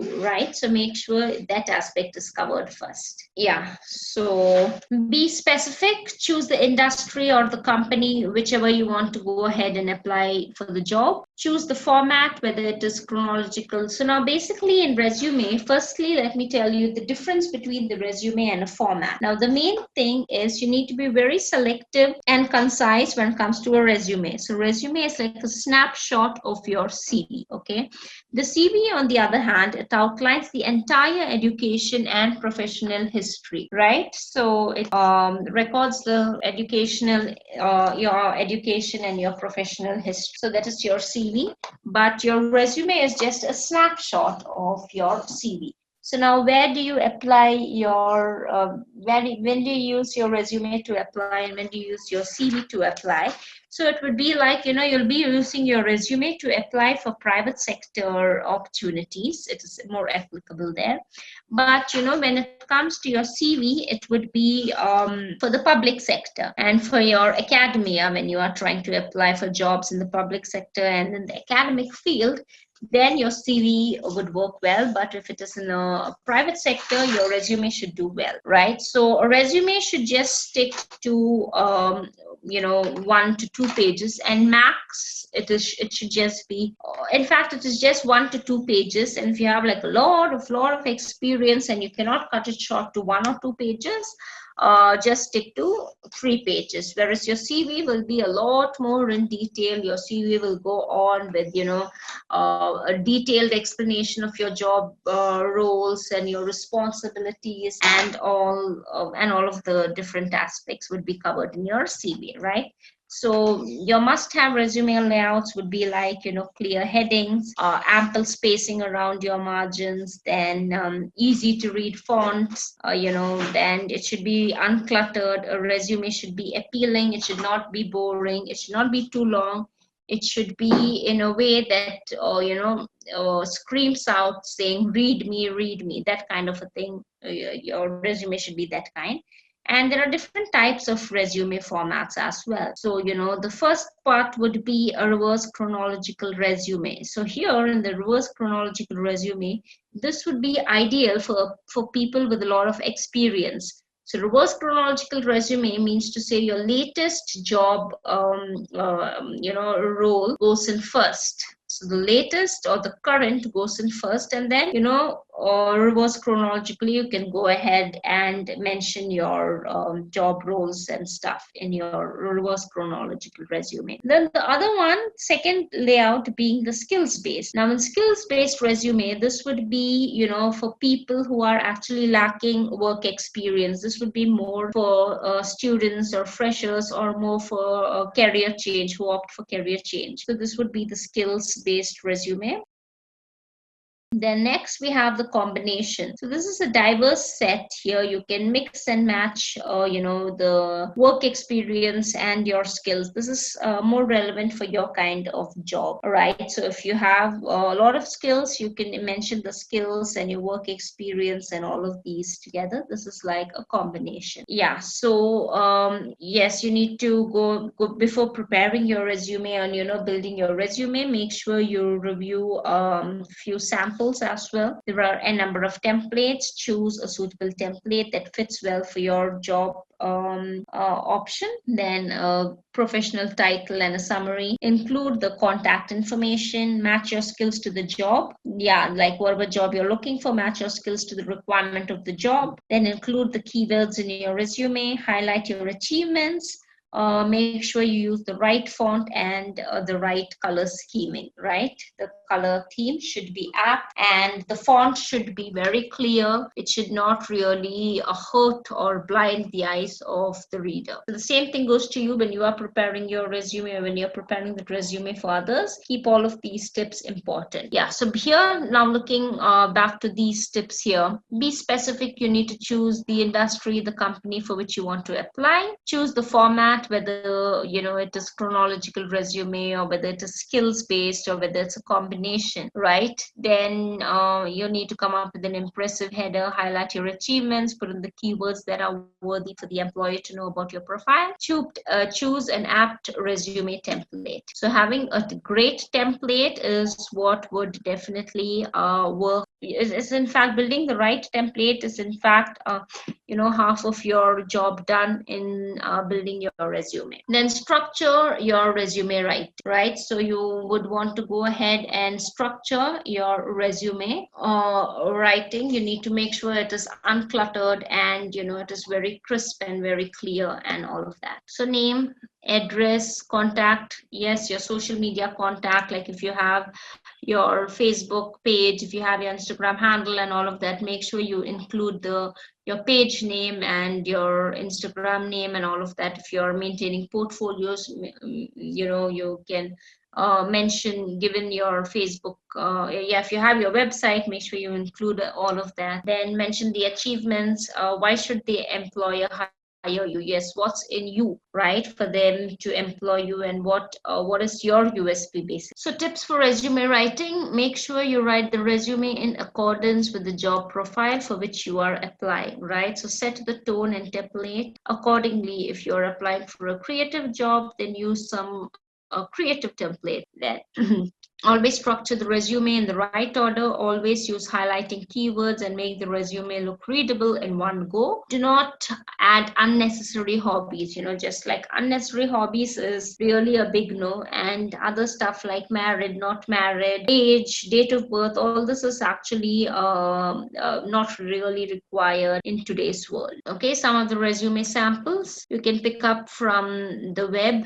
Few resume templates and just work around and building your resume based on these templates. See, these are where the skills are highlighted. Yeah, resume versus CV. Resume always should be organization specific. Then your CV is chronological collection of your professional achievements, your academics, your work history, your volunteer experience. Each and every tiny detail that you think adds value to you goes into your CV. Present the things which are relevant for the job. Ideally, it should consist of just one page, ideally for one page. You will be shortlisted based on your resume, but hired based on your CV, right? So work it well on your LinkedIn profile. Then CVs are thus used primarily while applying for international academics and education. So yes, make sure you have your CV as well as your resume ready. And you need to have, yes, don't stick only to a resume or don't stick only to a CV. Make sure you work well on both your CV and your resume at the same time. Keep it and apply using your CV or your resume wherever required and whenever necessary, right? So these are some of the tips and some of the aspects that you need to go ahead and focus while building your resume and your CV. Yeah, now moving on to cover letter. Now, the main important thing is you've built your resume, you have your CV, you have your resume, and all of that done. Now, the thing is, now you need to pitch it to different people in order to go ahead and enclose your resume or enclose your CV, right? So for that, you need to have like a cover letter. So, what a cover letter earlier used to mean, you have like a letter that is sent to different companies in the hard copy where it is enclosed, it is put into our envelope and then sent out to different companies and stuff. But these days, what your cover letter works as is the body of your email. So you are building your cover letter based on who you're sending it out to which company you're sending it out. So you need to make sure that you build your cover letter. Cover letter here, I'm talking text. So you get different opportunities. You can just take different email IDs and email addresses, and then what you can do is you need to go ahead and structure it in a manner, and structure it very cleverly in a manner that you use all the keywords of your job description, of all those important stuff. Then you can go ahead and enclose your CV or your resume, right? So yeah, so how to go about it? So it is firstly, your contact information, that is yours and your employer's information. Then you go about the introduction, so to whom you are writing, and then you need to go ahead and sell yourself in the second paragraph. Then you need to directly imply the job description posted by the HR or the manager, and then you draft it with a conclusion. So yeah, cover letter is basically a tool to introduce yourself in a memorable, personal way, adding value with respect to your job application, right? So now I said you need to go ahead with three different parts or three different structures. I mean, you can say three different pieces, and to which you need to put it all into the body of your email, to which you will go ahead and enclose your CV and enclose your resume, depending on which field you are applying, right? So the first part is going into the introduction. So introduction is like, would you like, to whomsoever concerned, or would you write like, dear sir, dear ma'am, to whomever if you know the name. In fact, it's better if you directly address them with their names. So the first thing is that then you can just research and find out the name and the address accordingly. So that's the main bit of the little bit of research that you need to do. So that's you usually get different notifications from different job platforms and job boards. So you can just keep a note of those email IDs, and then you can directly go ahead and hold. So when you go to introduce yourself, in the very first paragraph, it would be the position you are applying for, right? So how you learned about the opportunity. Then you can go on with your degree, the skills matching the job description, the expertise, the career goals that align the company's goal. All of these, inputs have to be included in the first introductory paragraph. So then from then on, you can just go ahead with the second paragraph wherein you are selling yourself. So it will be your job experiences, the abilities, the words to be included, phrases, some of the important keywords which would be relevant to the job that is required for them. And you can input all of these keywords like the skills matching your abilities, like you possess those skills. Just put it out straight. Read the job description once. So once you've read the job description, it would then be apt for you to go ahead, pick out those keywords that match and are relevant to your skills. Make sure you highlight those. So all that goes into your second paragraph. And last of all, in the final, you go to the conclusion. So here it is, the call to action. You are informing that you are, looking forward to attend the interview. Then thank them for spending time on your cover letter. This is an important bit that you need to do. So you have your introduction. Then the second one is you're trying to sell yourself in the second paragraph. And last of all, you are drawing the conclusion. And towards the end, make sure you thank them for spending time on your cover letter. And now you go ahead and include your then you can now go ahead and attach your CV or your resume, right? So now the main structure, looking at the PPT here, we have the header, the salutation. These days, Mr., Miss, Mrs. doesn't really work. It's just either the name directly that you say, or you can just say hi, hello, or hello is also not required. Dear is also gone. It's like not in so used today. So it is just directly you can use the name. Then yeah, introduction, then the body, and towards the end, sign off, right? So this is your cover letter. So some of the tips to write the cover letter. So it should be structured in a single page document. Do not make it very lengthy. It should be an addition or supplement to the resume, right? So it should be like an addition, or you can say an add-on to your resume. And make sure you have one cover letter which you can post across to many different organizations or to different people, to different HRs and stuff. All you need to do is you need to play around a bit in the second paragraph, wherein you are trying to incorporate keywords from different sections or from different job boards that you are looking for opportunities. Then tips to write cover letter. Yes, it should be structured in a single page document. Then it should be an addition or supplement to the resume. It should contain the explanation of how you fit the job, and how you are the best, or why you are best suitable for this job role. You can say why you are best suitable for this job role. Then you can add in your interest, the activities, the participation related to your job profile, like running social media campaigns, feature writing. Then the language should be kept simple and formal. Make sure you are not very casual in your cover letter. It should be simple here. So some of the cover letter samples that we have. So here, this is like a complete letter format and all of that, but usually you can take this as the body of your email. So you can say your cover letter these days works what goes into the body of your email. So these are some of the samples which you can go through. So moving to the next topic, in fact, one of the most important topics, you have everything written down, everything is intact, everything is in place. But before going ahead and publishing it or submitting it, you need to do the proofreading and the editing bit, right? So what is proofreading? What is editing? How is it different? How is your proofreading different from your editing? And what is the main difference and all of that? So the proofreading just looks for, the proofreading just looks for the corrections overall. You just skim through and you're looking for corrections. You do not actually change any sentences, so you do not really change anything much into detail.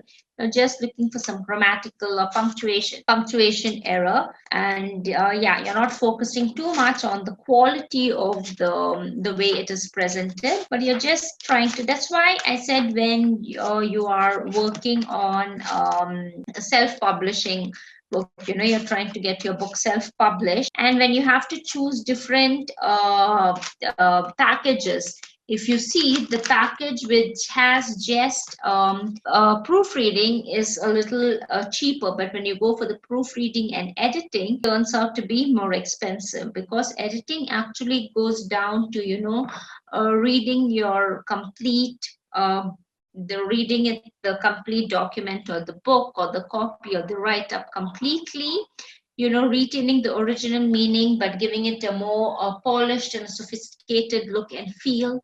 All of this goes into the editing, right? So is editing and proofreading the same thing? No, not exactly, although most of the people use these terms interchangeably, right? So most of the time they use these words interchangeably, but however, editing is different and proofreading is different. So editing and proofreading are two different stages of a revision. So 60% of your write-up or your writing goes into research, 20% goes into your actual writing, then 20% again narrows down to your proofreading and editing. So you write, then you proofread and edit, then again you proofread, right? So this is about. So some tips, let's look into some tips and how to go ahead. There are various apps. I spoke to you about Grammarly and how effective Grammarly can be with regards to your correction and all of that. So yeah. So how to do editing and proofreading, control plus forward, jump to from one word to another. Control and forward would help you jump from one word to another. Then go to word options and tick correct for proofreading options. For proofing options, use find and replace option to specifically check particular word spelling. Yeah, now say for example you want to go ahead and proofread a document, whether a person has written Y-O-U-R and Y-O-U-R versus Y-O-U apostrophe R-E correctly. Okay, so maybe you need to find and replace Y-O-U-R firstly. Find your. So once you find your, make sure when you read it, it is correctly used. And then check for Y-O-U-R-E. And then read the sentences. And then make sure that they have not interchangeably used these in their sentences, because it's going to give different meaning altogether, right? So some of these like to and to, send and send what are the general mistakes that people commit, the most common grammatical errors that we have gone through in the first module. So make sure you just go ahead and proofread all those tiny mistakes, and then you can go ahead and proofread it's versus it is, right? So you can go ahead and proofread that as well. It's versus it is. Well, yeah, do not forget to check the content for plagiarism. Obviously, we've gone through Dupli Checker, one of the softwares that we use to go ahead and check for plagiarism, if any of the content has been copied or if it infringes the copyrights and stuff. So we would definitely run it through one of the plagiarism softwares as well, right? So yeah. Yeah, then decide what medium lets you proofread most carefully. Understand that your medium, so try changing the look of your document. Now say if you're reading the same thing over and over again, what happens is, your mind is already registered that this is the way it looks. And, if you read the same thing, first time your mind has, overlooked some errors. So the same thing, you're looking at the same format, what happens? Again, it overlooks the errors. So to give a different feel to your brain, or trick your brain that you're reading a new document altogether, maybe you can change the format, you can change the font and all that, just for the purpose of proofreading. So then you're going to trick your mind that it looks like a new document, and some of the errors, grammatical errors or stuff that you would have overlooked previously will now, you may not overlook those errors. So these are some of the tips. Then editing is what you begin doing as soon as you first finish your draft, right? So you write your draft, you go ahead, you read it, then again you edit it. So you reread your draft to see, for example, whether the paper is well organized, the transitions made between paragraphs are logical, or whether they are smooth, and your evidence really backs up your argument, and all of this. So in a thesis, also you want to go ahead and check, right, whether the statement, your thesis statement, is apt in accordance to your whole dissertation, and in accordance to your whole thesis. So your thesis statement should be relevant. So if you're proofreading your thesis and all of that. So make sure you're proofreading and editing. In fact, whoever does the editing part, they end up doing the proofreading, but not every proofreader does the editing part. Okay, make sure you understand this. Every editor will proofread, but not every proofreader will edit. So this is the difference. So then, yeah, the overall structure. Does your paper have any appropriate introduction or conclusion? Whether your thesis is clearly stated in your introduction. Is it clear how each paragraph in the body of your paper is related to your thesis? Are the paragraphs arranged in a logical sequence? Have you made any clear transitions between paragraphs?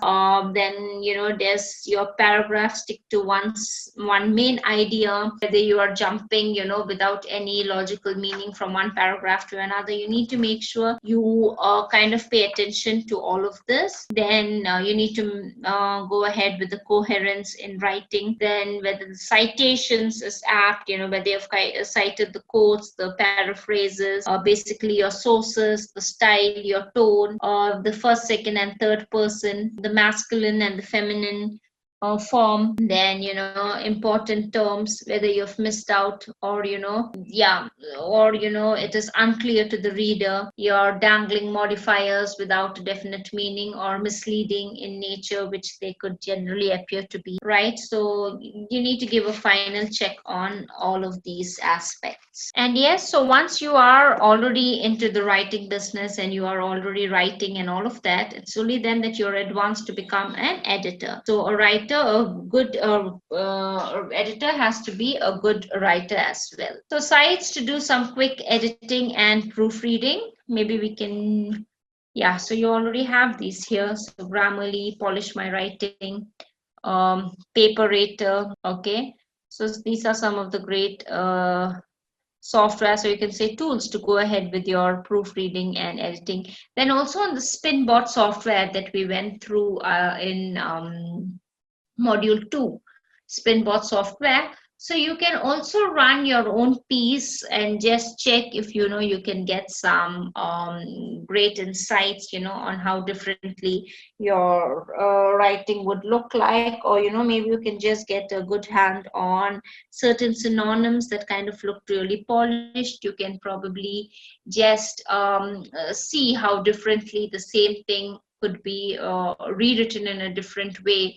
Of course, you need to make sure that the original meaning is retained without forgetting about that.